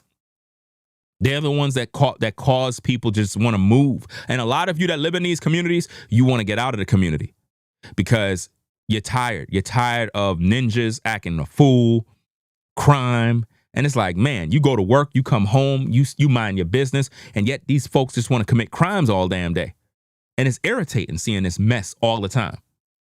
I couldn't stand that mess every single time. And we love to call ourselves brothers and sisters. Listen, don't call me no brother and sister and you a savage.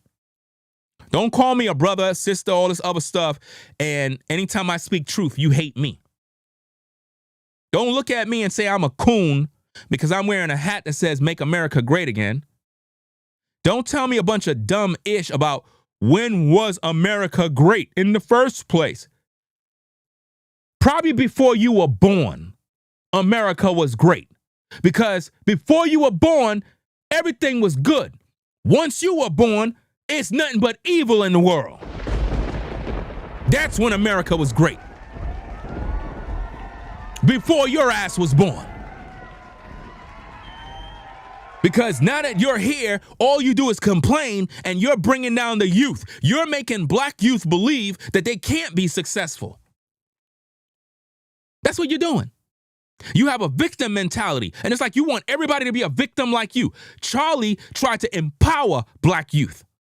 That's what he did, guys. Look what Charlie Kirk did. Check this out. 400 black people are in the East Room being treated like royalty, and he has nothing but that to say. Are you kidding me? 400 are treated Medal of Honor recipients. Because y'all are, by the way. You are heroes for what you're doing because you see the backlash. You read the comment section on the CNN live feed. What they're saying about you. How much do they get paid? That's what they're saying.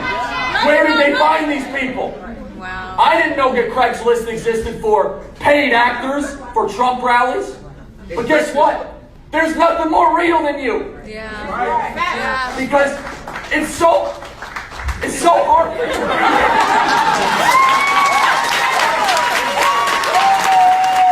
Charlie Kirk invited and had a summit with 400 black youth to empower them. And he was called every name in the book for doing a good deed. And the black community calls him a racist.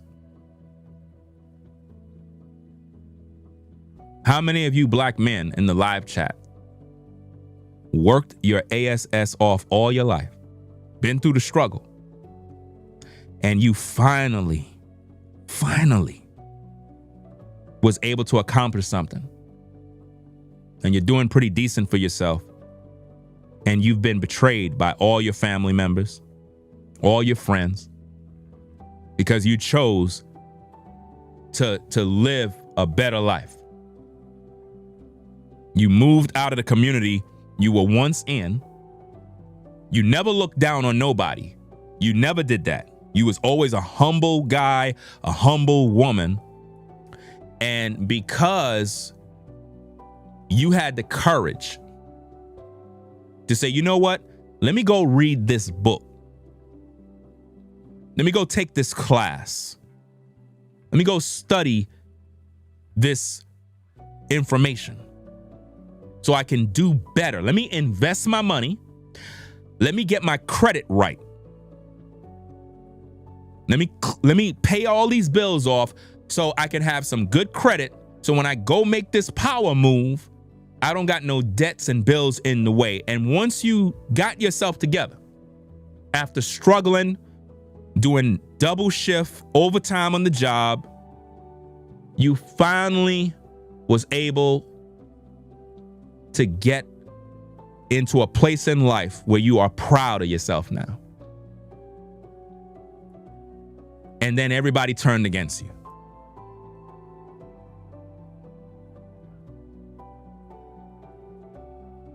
Think about that. At Jermaine, what is so funny? Because you're broke. What is so funny? You said Ringo's funny. Ringo's a comedian. Am I telling jokes here?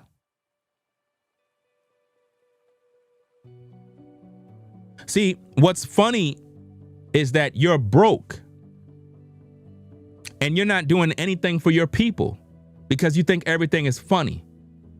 That's the problem with the black community. And this is why a lot of black folk that do make it in society and become successful, they don't come back to the black community to help none of y'all. You know why? Because stuff like that. Who wants to help someone like that? Who wants to help somebody like that? You got a lot of black people that become successful and they tried their best to help their people. And what do their people do? Mock them, laugh at them, call them names. And it's like, you know what? Y'all gonna have to figure it out yourselves. You're not even gonna waste your time because they're ungrateful, man. Very ungrateful. You can't help them, man. As much as you tried, Charlie Kirk tried. Look what the black community did. They condemned him as a racist. And all that man tried to do is empower black people. You know? I'm all about respect. Respect and hard work. Any man, any black man, white man, Asian man, anybody that put in the work will always be successful. Lazy people will never win.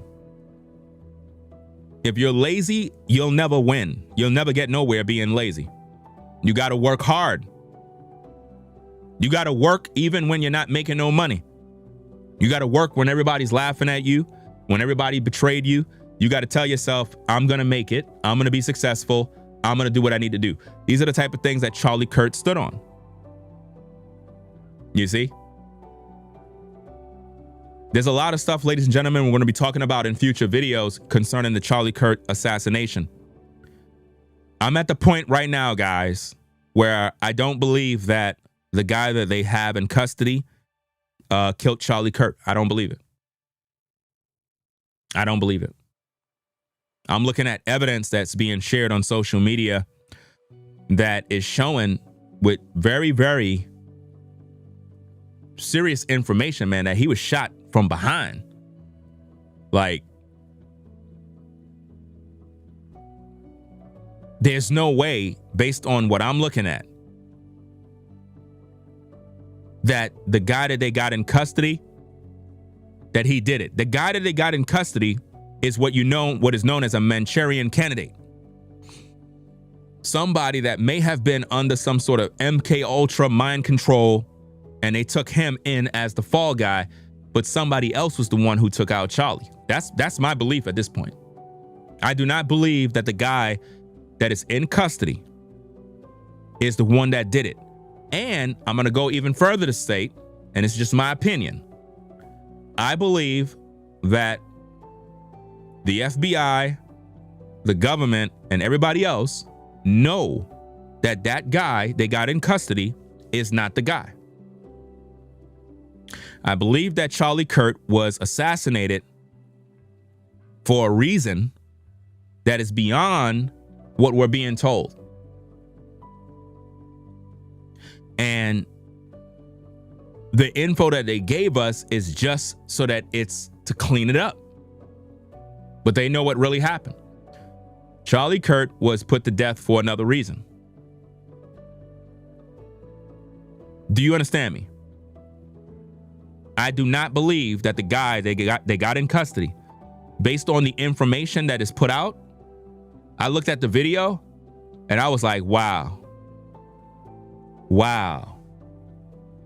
That man was not shot from the front, from a far distance. No. That man was shot from behind. The video shows it. And if that YouTuber was able to put that together, don't tell me these people that are in high positions don't know this. That man was shot from behind, y'all. All you gotta do is just look at the content, check the videos out. I may do a video with it, I may not, or I might do it, or I might not, because those kind of videos, it's like it's trending on thin ice, to be honest with you guys, because when the powers that be want you to believe a particular narrative, they end up punishing those that show the truth. You understand? And the scripture says to be wise as a serpent, harmless as a dove. I could talk about my opinions. At the same time, the truth will always be met with opposition.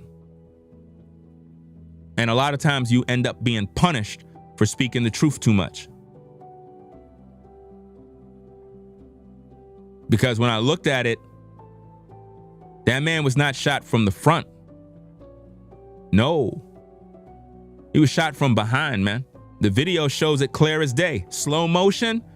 That man was shot from behind, man.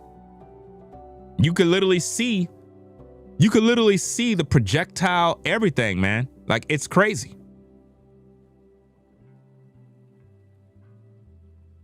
So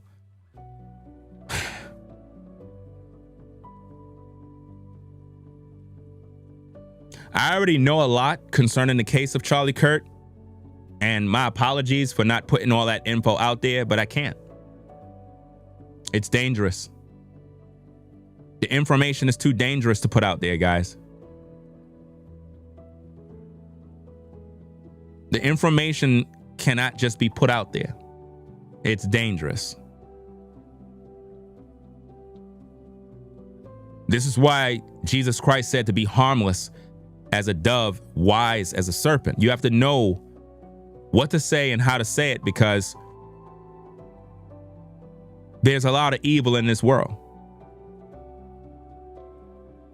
You know?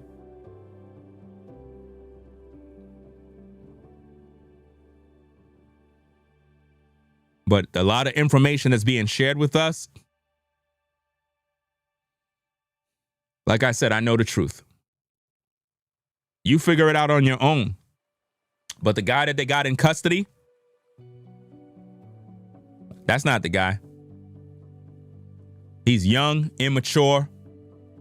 There's no way he was able to have an accurate target. I don't believe none of that stuff.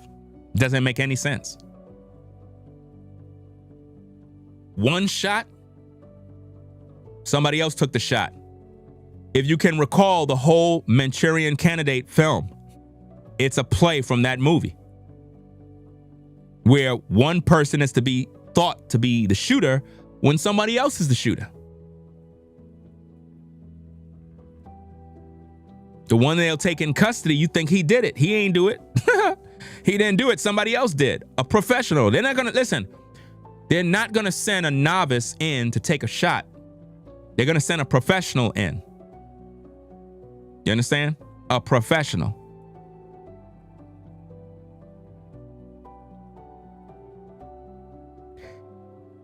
Guys, there's some more info that I got.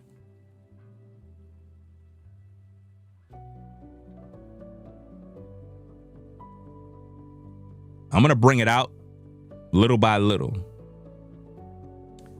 Little by little.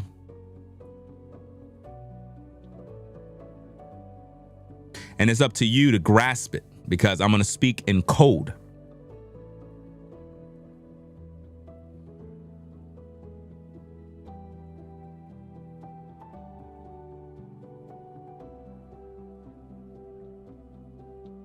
You ready for this one? This little bit? You ready for this little bit of info? Put a 1 in the chat if you're ready for this little bit of info. Put a 1.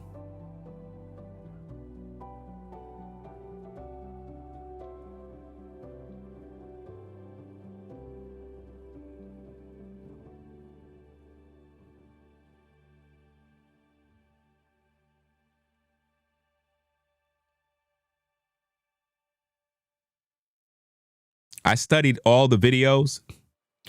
I studied body language. I studied everything.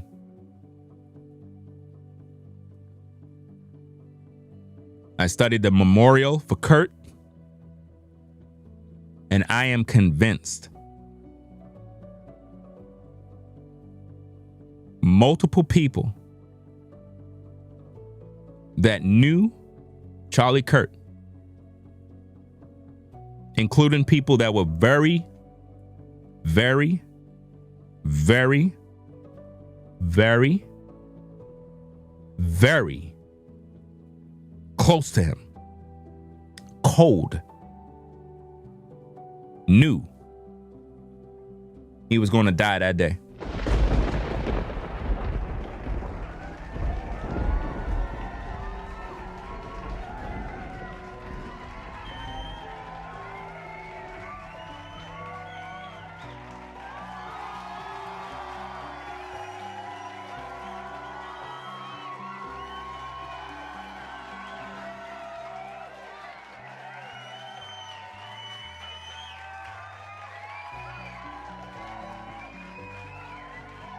You got people in the live chat saying that I'm an ex-Fed and all this other stuff. I don't know where these people get all this crazy stuff from, guys.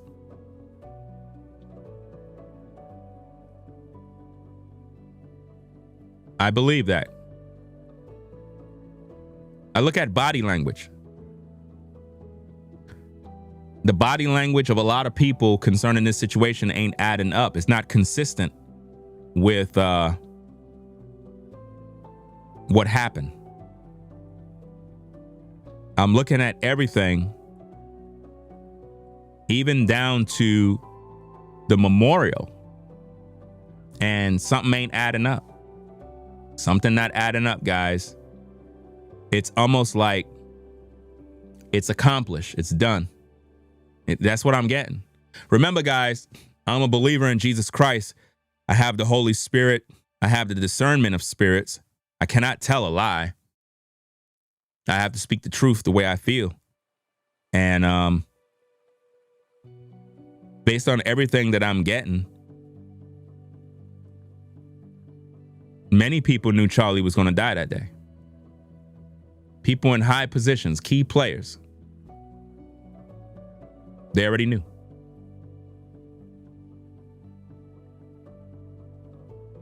I can see it. Because the way everybody's moving is not consistent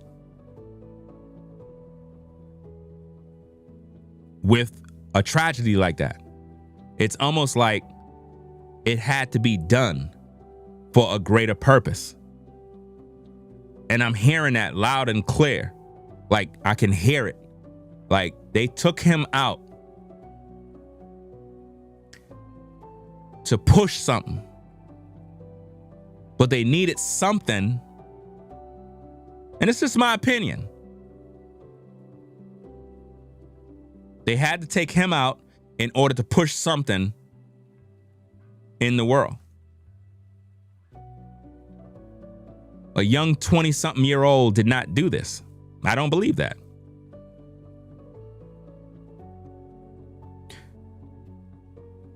Think about this, guys, and you could correct me if I'm wrong.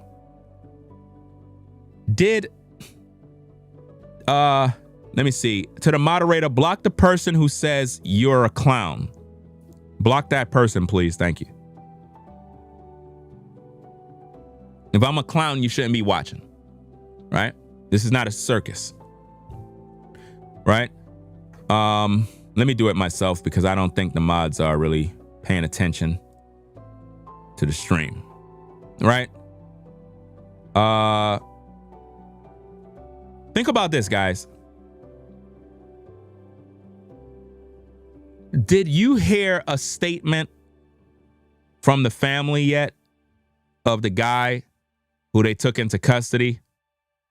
Did the family come out publicly and shared a statement in regards to what their son is being accused of? Maybe I didn't see it. Did the family come out?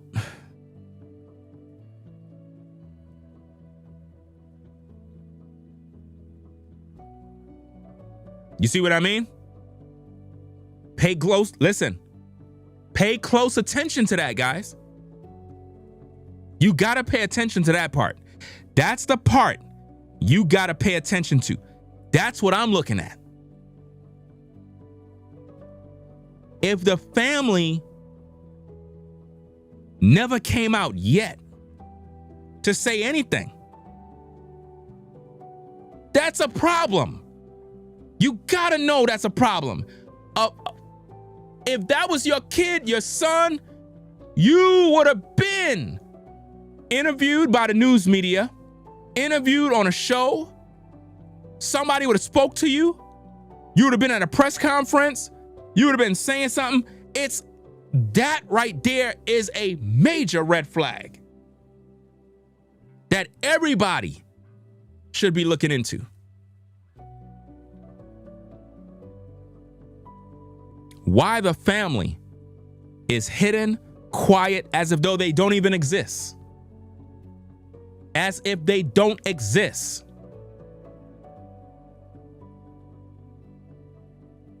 Because if your son did this act of assassinating Charlie Kirk, whatever community you live in, your family would be a target. People will be talking about it. Communities will be talking about it. It'll get out there. People will reveal a lot of info, but it's so quiet. These are just things I look at, guys. The anomalies are not making sense. It's not making sense, guys. It's not making sense.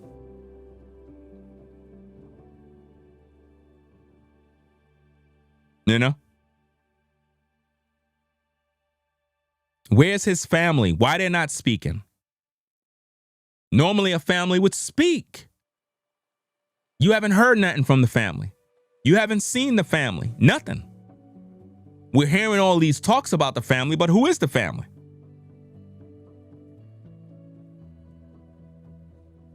It's not making sense, man.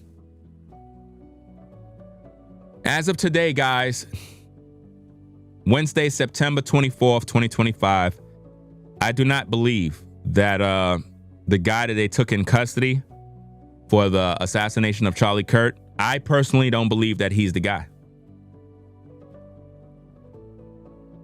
I've seen these type of things too many times, and I don't believe it. That's the story, so we're going to put out that's the story, meaning that's the official story that they put out, yes.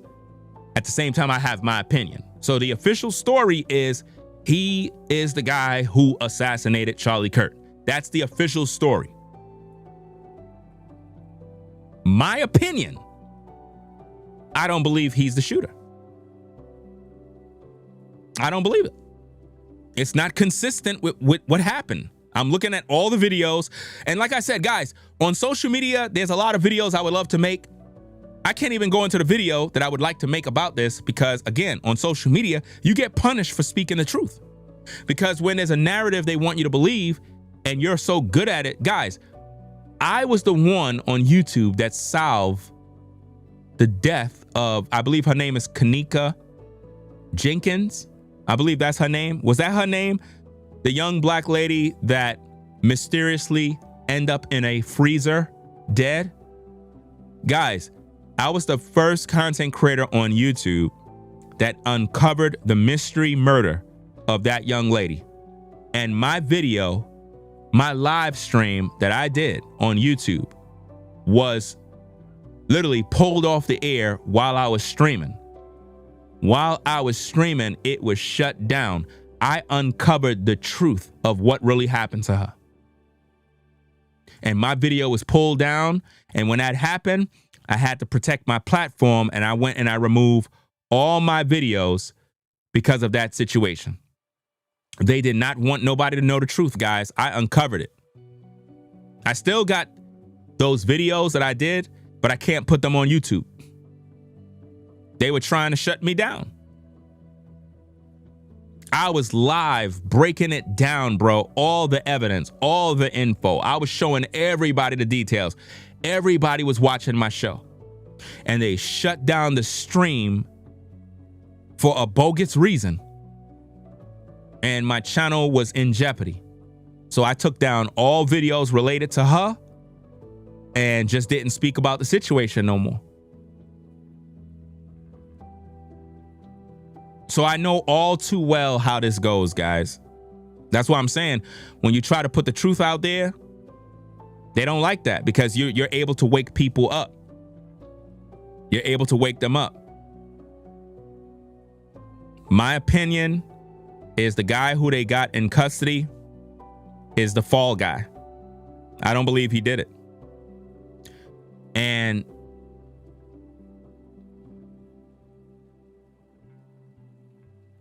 when you look at the memorial, when Kirk's wife said, "I forgive the guy,"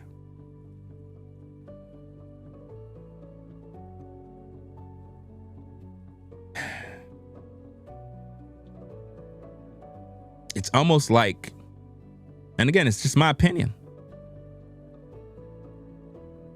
it's almost like she know he didn't do it.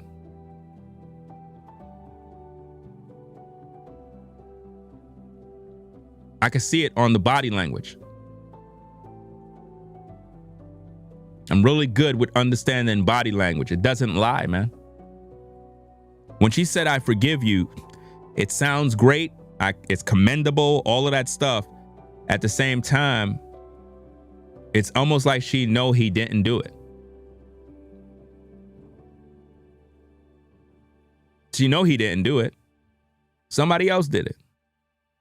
And it was supposed to be done. For whatever reason, guys, like I said, there's so much information that is out here right now, and I can't stand it because I can't talk freely because there's no such thing as freedom of speech on social media. We don't have freedom of speech to share the truth, but I know exactly what happened. and I can't even talk about it the way I want to. But if you know me and you know how I break down videos, you know I know my stuff. And it's one of them kind of battles you just don't want to get in. Now, if I was a guy that had $50 million in my account, I'll be using all my resources to speak on this particular issue, but not on this platform. It wouldn't make no sense. You won't have a platform. There's a lot to this story that I could see that's not making sense. Well, we're going to look at more because there's more to the memorial that we got to break down. And again, I'm a Charlie Kirk supporter. I believe that this man was betrayed. I'm going to get into that in other videos. This man was betrayed by his own team. That's my opinion. He was betrayed by his team, in my opinion. Somebody knew he was going to die that day, and they positioned him where he was seated. Because that bullet, based on the video, did not come, in my opinion, from the shooter they got in custody. Because when everything transpired, somebody was in an upper level floor pointing the camera, and you saw somebody running across the roof. How could that person be recording and pointing outside like that? Why would they be filming at that time? It's almost like they wanted that to be on tape. Who is that person? How come we don't have their name? Who was the person that filmed that video? Who was the person that filmed the video where you saw the image of a man on a roof? Who filmed that? What's their name? What's their social media? Where is the original source uploaded video? Who is that person? Why were they recording? Why were they recording?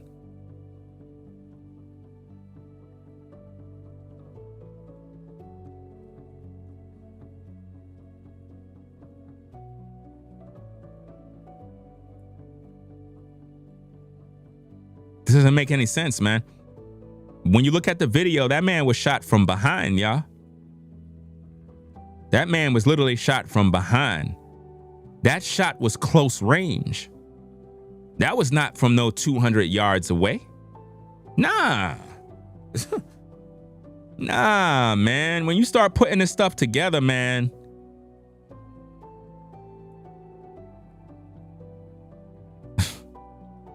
that's why I'm saying that Charlie was a good man, because based on what I'm seeing, he wasn't just assassinated, he was sacrificed. And the way I'm seeing this, sacrificed by the people he knew.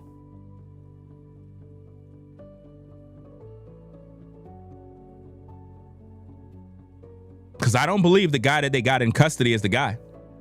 He don't fit the profile.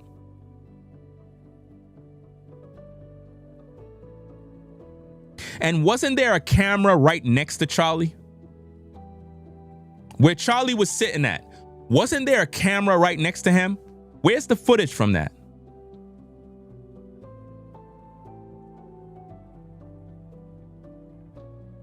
There was a camera that was right next to Charlie. See, this is the problem, guys.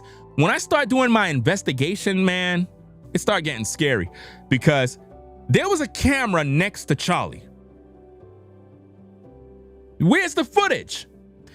They ain't gonna show you the footage because he got shot behind, from behind, back of his head. Bullet came downwards. Boom. Boom, out of his neck. That's why they not showing the footage. There was a camera.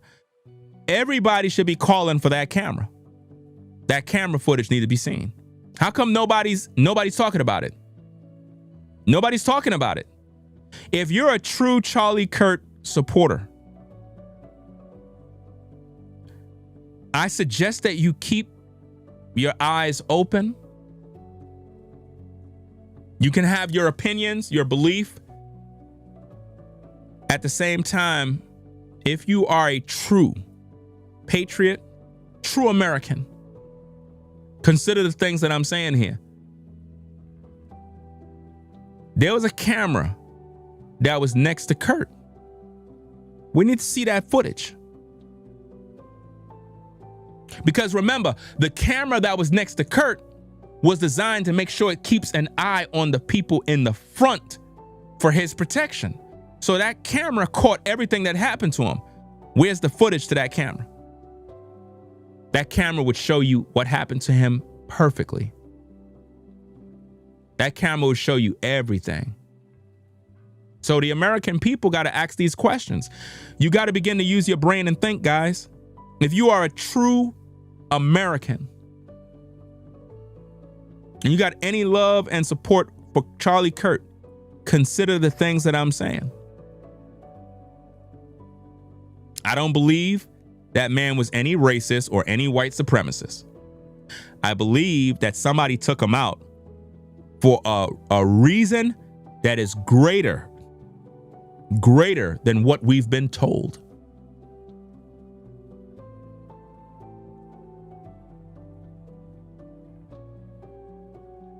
I know. Everything within me is telling me.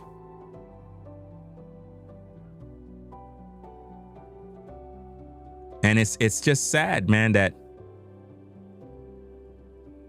it's what makes his assassination sad, guys. And I know I'm accurate with this, man. Listen, guys, I've been doing YouTube since 2006, and I've been doing a lot of videos like this, investigative reporting, researching the case. I'm looking at all the people that was at the memorial, a lot of the speakers, a lot of people, and based on body language, guys, I know I'm accurate with this, bruh. And it really grieves me and bothers me, man, because what it says is that the world is evil, man. Somebody knew that Charlie was going to die, and they didn't tell him, but they knew. They could have told him, don't sit there. They could have protected him. There was a camera next to Charlie, guys. Where's that camera? Where's the footage for that camera? Who moved it? Somebody got the tape. Why it was never aired?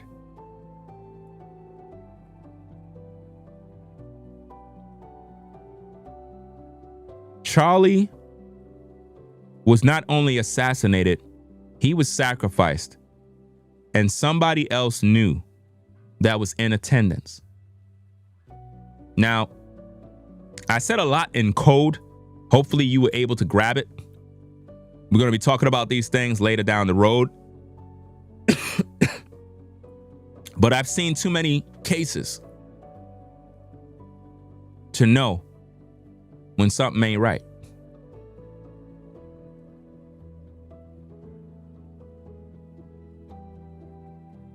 I'm trying to think of some examples I could use without being a little over the top, because, you know, it's a sensitive topic. And I know there's a lot of you that are Kirk followers, Kirk supporters, and I've been defending Charlie Kirk throughout this entire situation from racists, people that hated him, whether they're white, black, and I even seen this one video with this white guy. He was doing the most, lying on Kirk, using all his clips, distorting all the evidence. I'm going to do a video about that too. But guys, when I look at this case with Charlie Kirk, as much as, see, I'm trying to figure out how to word everything.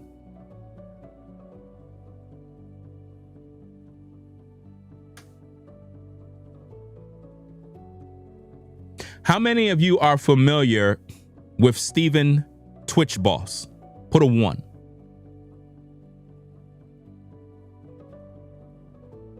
If you are familiar with Stephen Twitch Boss, who the media said took his own life in a hotel room.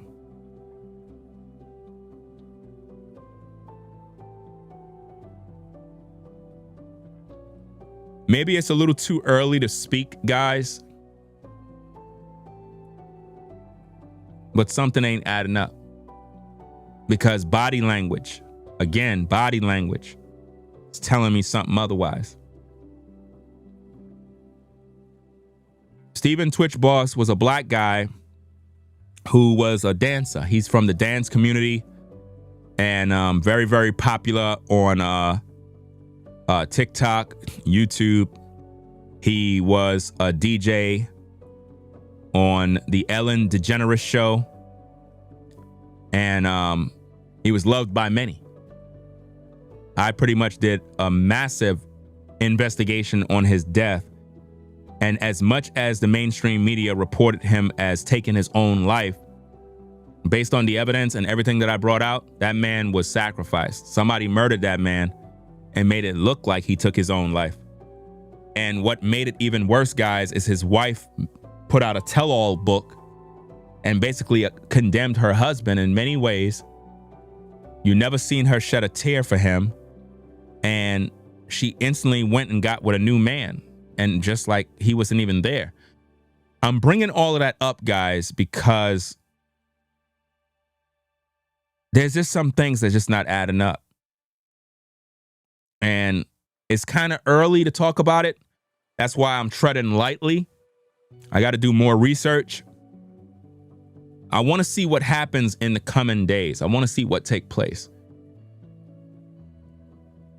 I seen some things during the memorial, heard some things, and it didn't sit right with me.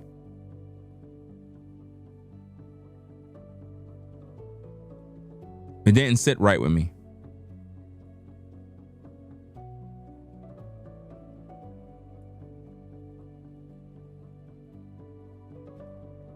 But I will say this, guys.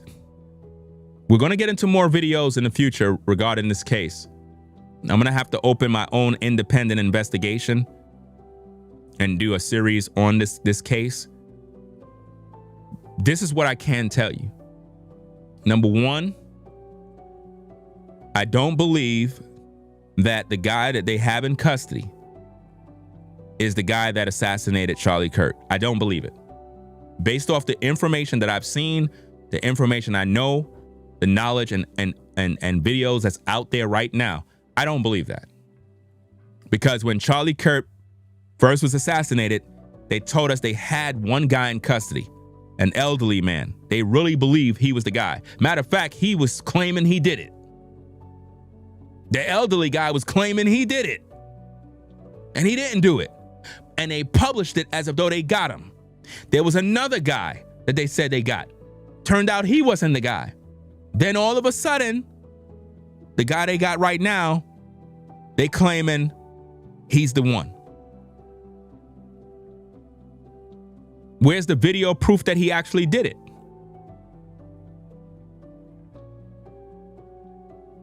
Did they show the gun? Where was the gun? When he got off that roof, where was the gun? People, where was the gun? When that man got off that roof, where was the gun? Where was the gun? And here's the thing.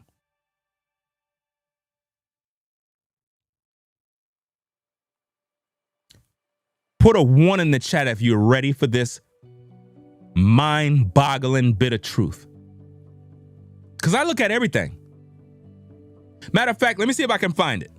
Let me see if I can find it. Maybe I could play it here on the air. I'm going to show it to you guys. Those of you that put in 1s, I'm going to show you what I'm talking about. Let me see if I can find the clip.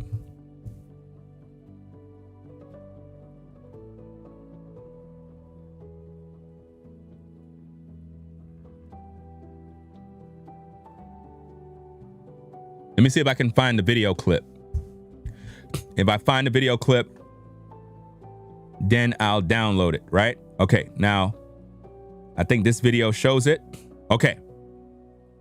Let me download this video, guys. Be sure to double tap the screen to give it a thumbs up. We're going to have to do a thorough investigation regarding this situation, guys. I'm very passionate about what I believe, and I'm not buying this, man. This is not making any sense whatsoever. None of this is making sense. Right? Let me see.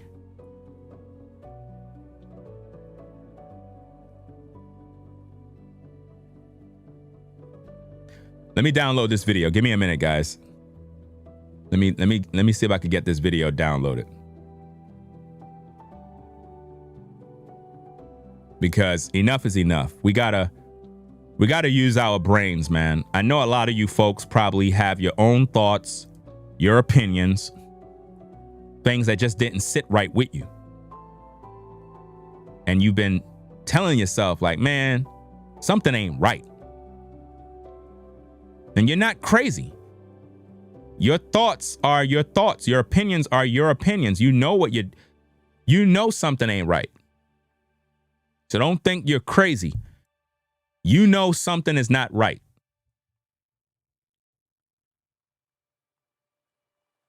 But this guy have been plastered all over and it's not making sense. Let me download this video too. Because I talked about all these videos.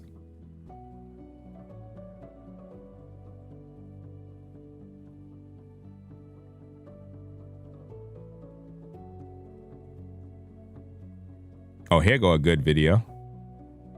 Oh, this video here is awesome. Let me download this. Because what I'm trying to figure out is how they even got these videos. Don't make no sense. None of this makes sense. It's not making sense. It's not making sense, man. Nah, bruh.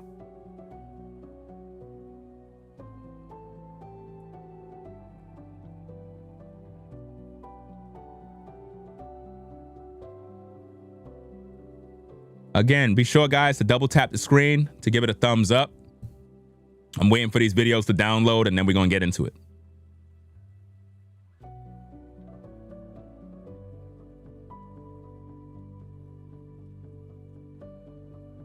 Okay, it look like they're done. Okay, so let me go find these videos. Put them on the screen for you guys. All right, let's see what we got.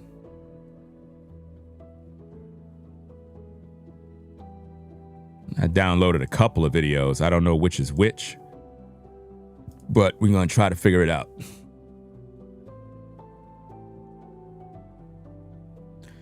All right. Suspect Charlie Kirk scene.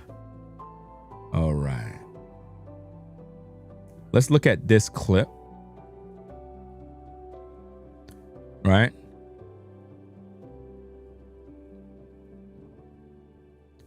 Look at this clip. Give me a minute.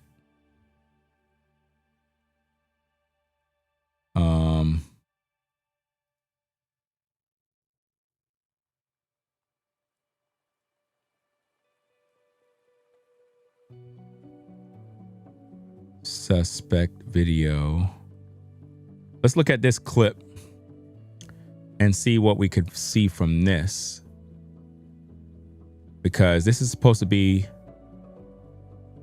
a video of the alleged shooter, right? Let me paste this. Wait, copy and paste.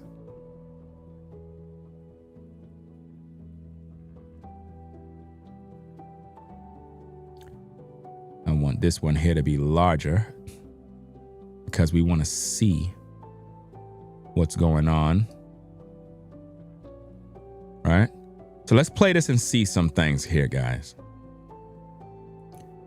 Now you see what appears to be somebody running across a roof, right?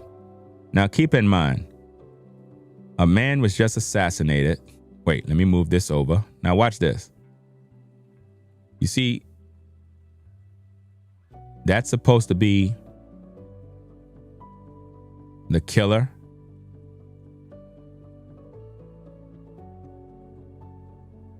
Now, I want you to notice people just walking around. Let me rewind this back, guys. Now, keep in mind, if he just shot somebody, notice somebody's doing lawn work. You don't see that person doing yard work right there? You don't see somebody like walking around? Why that person is not running? If this guy just used a gun and shot somebody, everybody in that area would be running. But I'm seeing people walking around. And he's literally running around. This doesn't make any sense, guys. You see people walking around. Nobody's running. Nobody's alert. These anomalies are not lining up. This video is staged. I don't care what nobody's. That video cannot be real. I'm not buying that. I'm not buying it. I'm sorry. I'm not. I'm smart. I'm not buying that.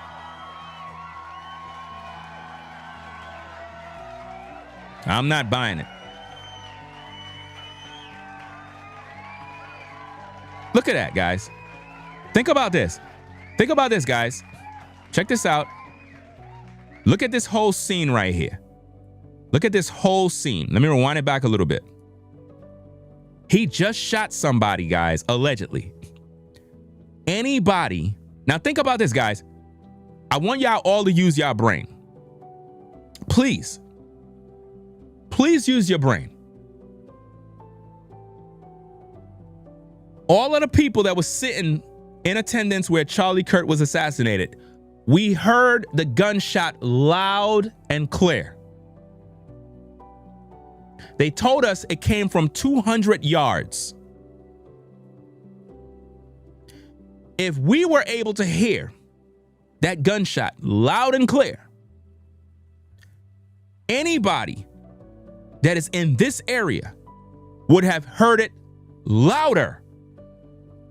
But look at this whole scene. You tell me if this is a scene that's real. Because if you just heard a shot, why is that person walking around? Look at the person in the middle of the screen while the alleged shooter is moving, right? Think about this. Look at this person here walking. Look at that person that's walking, and look at the shooter at the top of the screen. Guys, there is no way that this is real. People are walking around like nothing happened. Look at that guy walking. If a gunshot just went off, guys, everybody would be moving. This is not real, guys. It can't be real. I'm not buying it. I'm not buying it, fam. I'm not. It's not real.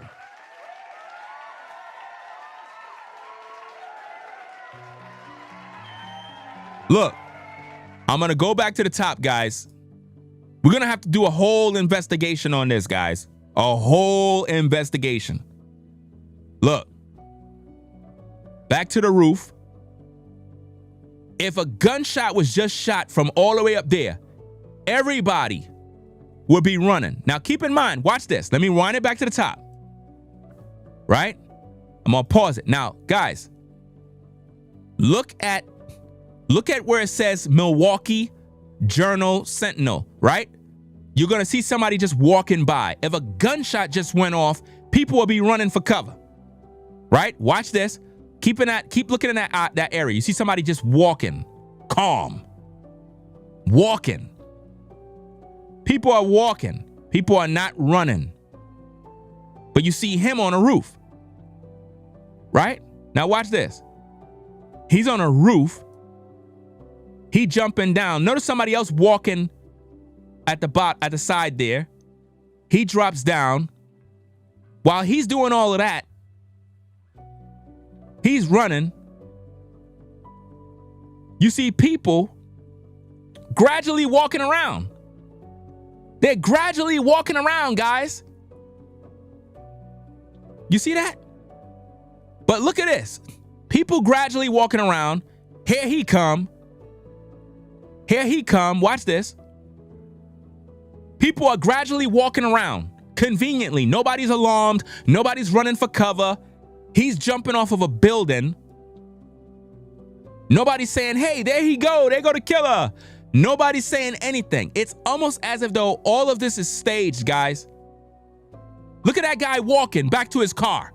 Look at that guy walking, guys. You don't see him stopping to turn around like, oh, the shooter's right there. Nobody's alarmed.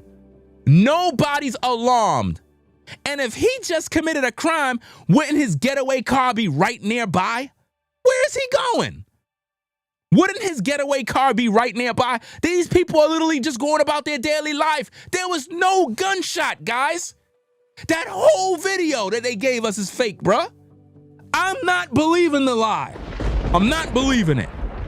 I'm not believing it.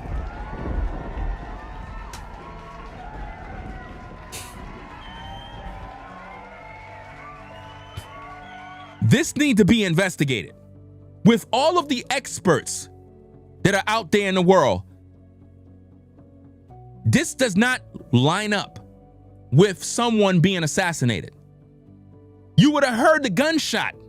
Everybody would have been at alert, running for cover. But you see people conveniently walking around like nothing happened.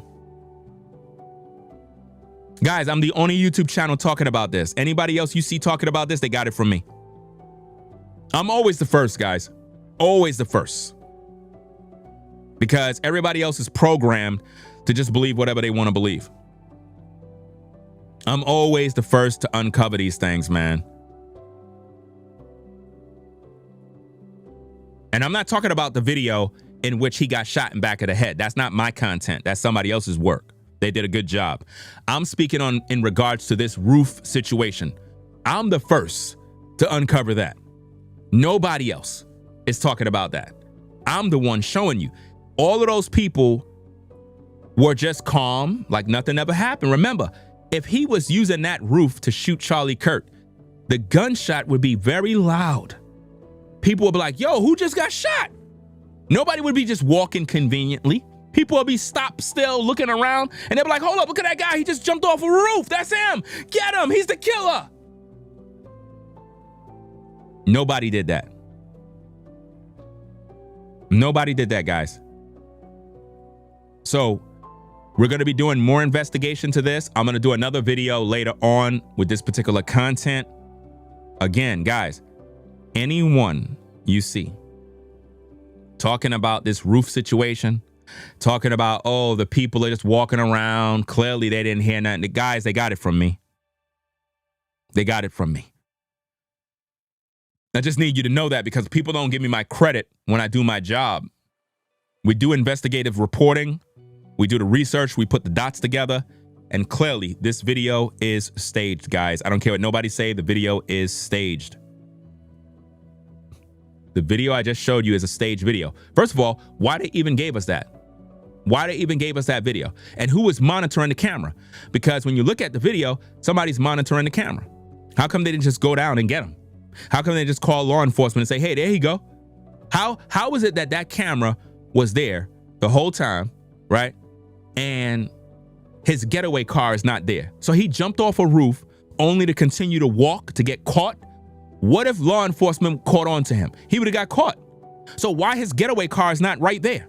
His getaway car should have been right in the parking lot. Duh. Why would your car be somewhere else? Why is he walking away? And how was he able to put the gun away that quick and jump off of a roof?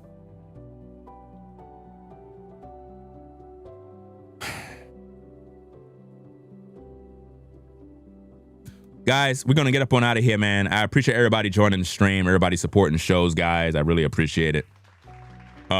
Peace and blessings to the mods in the chat. We had V-Dub, man, in the building. Caramel, Kimmy Kim. Forever Studios. We're going to talk more about this. We're going to do more breakdowns with the memorial, guys. I have a lot of information I got to bring out.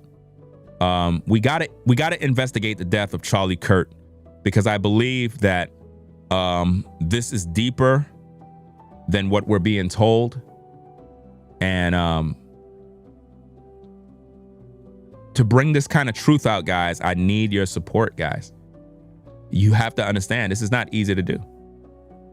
Double tap the screen, give it a thumbs up, subscribe to the channel if you support Charlie Kirk. That man was not only assassinated, he was sacrificed for another cause that the American people is not being told. You know? I can only put out but so much info. I can't put out everything that I know. Certain things I got to keep out for various reasons, guys. What I can do is give you the info enough to make you see that whatever they gave us, there's no way. It don't make sense. It don't make sense, guys. When somebody pull a gun out and shoot, everybody around hears and they scatter.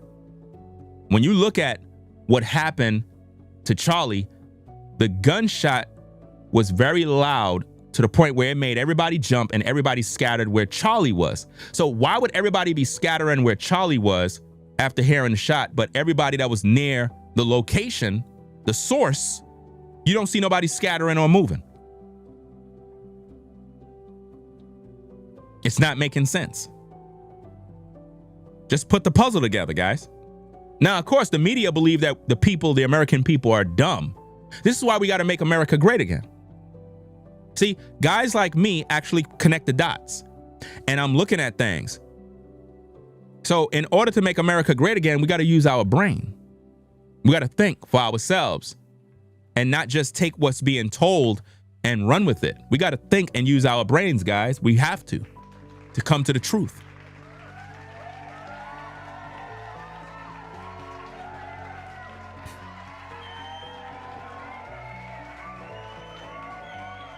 Shout out to Shapira, I believe the name is 144 for the support. Appreciate you sponsoring the show.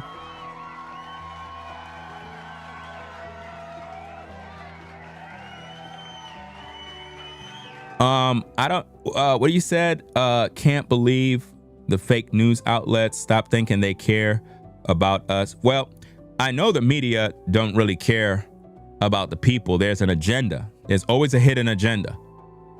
The thing that I want people to do is use their brain and see what's going on. I'm not here to point fingers and do all of that extra stuff. I'm not dumb. At the same time, I'm going to speak the truth so that people can see, because the way it's looking, Charlie was murdered, assassinated, and sacrificed for another reason. And the people that's close to him, they know. Because based on body language, I can clearly see that something ain't right, guys. Now think about this. When I bring out this info, only 481 people is viewing. When I was talking about the other issues with Charlie, you had 2,000 something people viewing. Kind of makes you wonder, right? Like, as soon as I start bringing out this info, less viewers are showing up. But when I was talking about the main core topic, 2,000 people were viewing. They don't want you to know the truth. They don't want you to use your brain. I understand. I know what's going on.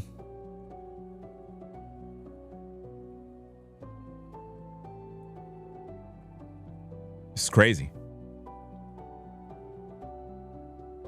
It's a lot of things that's just not adding up, guys. So much to talk about. Anyway, guys, we're going to get up on out of here. Peace and blessings to the mods in the chat. Appreciate everybody stopping by. If you're not subscribed to the channel, guys, subscribe to the channel today for the best reactionary content on YouTube. Double tap the screen. Let's get the likes to 1,000, guys. Let's get the likes to 1,000. Let's do better than that. Let's get the likes to 1,000 so we can leave the show with 1,000 likes. Shout out to everybody that subscribed to the channel, that support the work. Appreciate you. Gotta go take care of some business. Gotta get something to eat. So it is what it is, guys. Rate, comment, and subscribe to the channel. Again, the YouTube channel that I reacted to, their video, that's their channel there. Look and Live is their YouTube channel. Give them a follow. That's their info. And the info of that Instagram, we put that up in the video where Charlie Kirk pretty much had 400 plus black youth come out so that they can teach them and empower them to be better black youth. The Instagram page for that is, let me see if I could get this, as this thing is bugging out. Where'd it go? Where'd it go? Is this it? I think this is it. Yeah. No, that's not it. It's not it. Oh, okay. So this is it. The Instagram page for that other guy who put out the video that shows that Charlie had like a summit for black youth. That's the Instagram page that have the video. Make sure I give proper credit to all of those folks for their work and contributions to the content. So that being said, guys, we're going to get up on out of here. We're going to be back later with more content. Salute to everybody that subscribed to the channel. Guys, I'm very grateful and humble that you guys choose Ringo TV as your source for news reporting, reactions and content and breakdowns. Without you guys, I can't do this. So I'm very humbled and very grateful to those of you that choose to view the platform. I'm very encouraged and at the outpouring of support. If you're American, if you're a Charlie Kirk supporter, if you are a person that may have disagreed with him in the past, and then because of all the info that's coming out, you now realize that he wasn't really a bad guy. Be sure to subscribe to the channel. We have a lot of info that we're going to be bringing out. We're going to keep hope alive. Hopefully they do an independent investigation into this case, which I don't think they're going to really do. I think that they want us to believe what they want us to believe. So we're going to be doing content to share our thoughts about this, but it's not making sense. It really is not making sense, guys. So y'all stay safe out there, fam. Ringo TV Reactions, salute you. We out of here, guys. Y'all take care. Peace and blessings. We out of here. Peace. If you like our content, consider supporting via Cash App at $Ringo TV Raw. Become a patron on patreon.com for exclusive video content not shown on YouTube. You could also support through PayPal at paypal.me/Ringo TV Raw.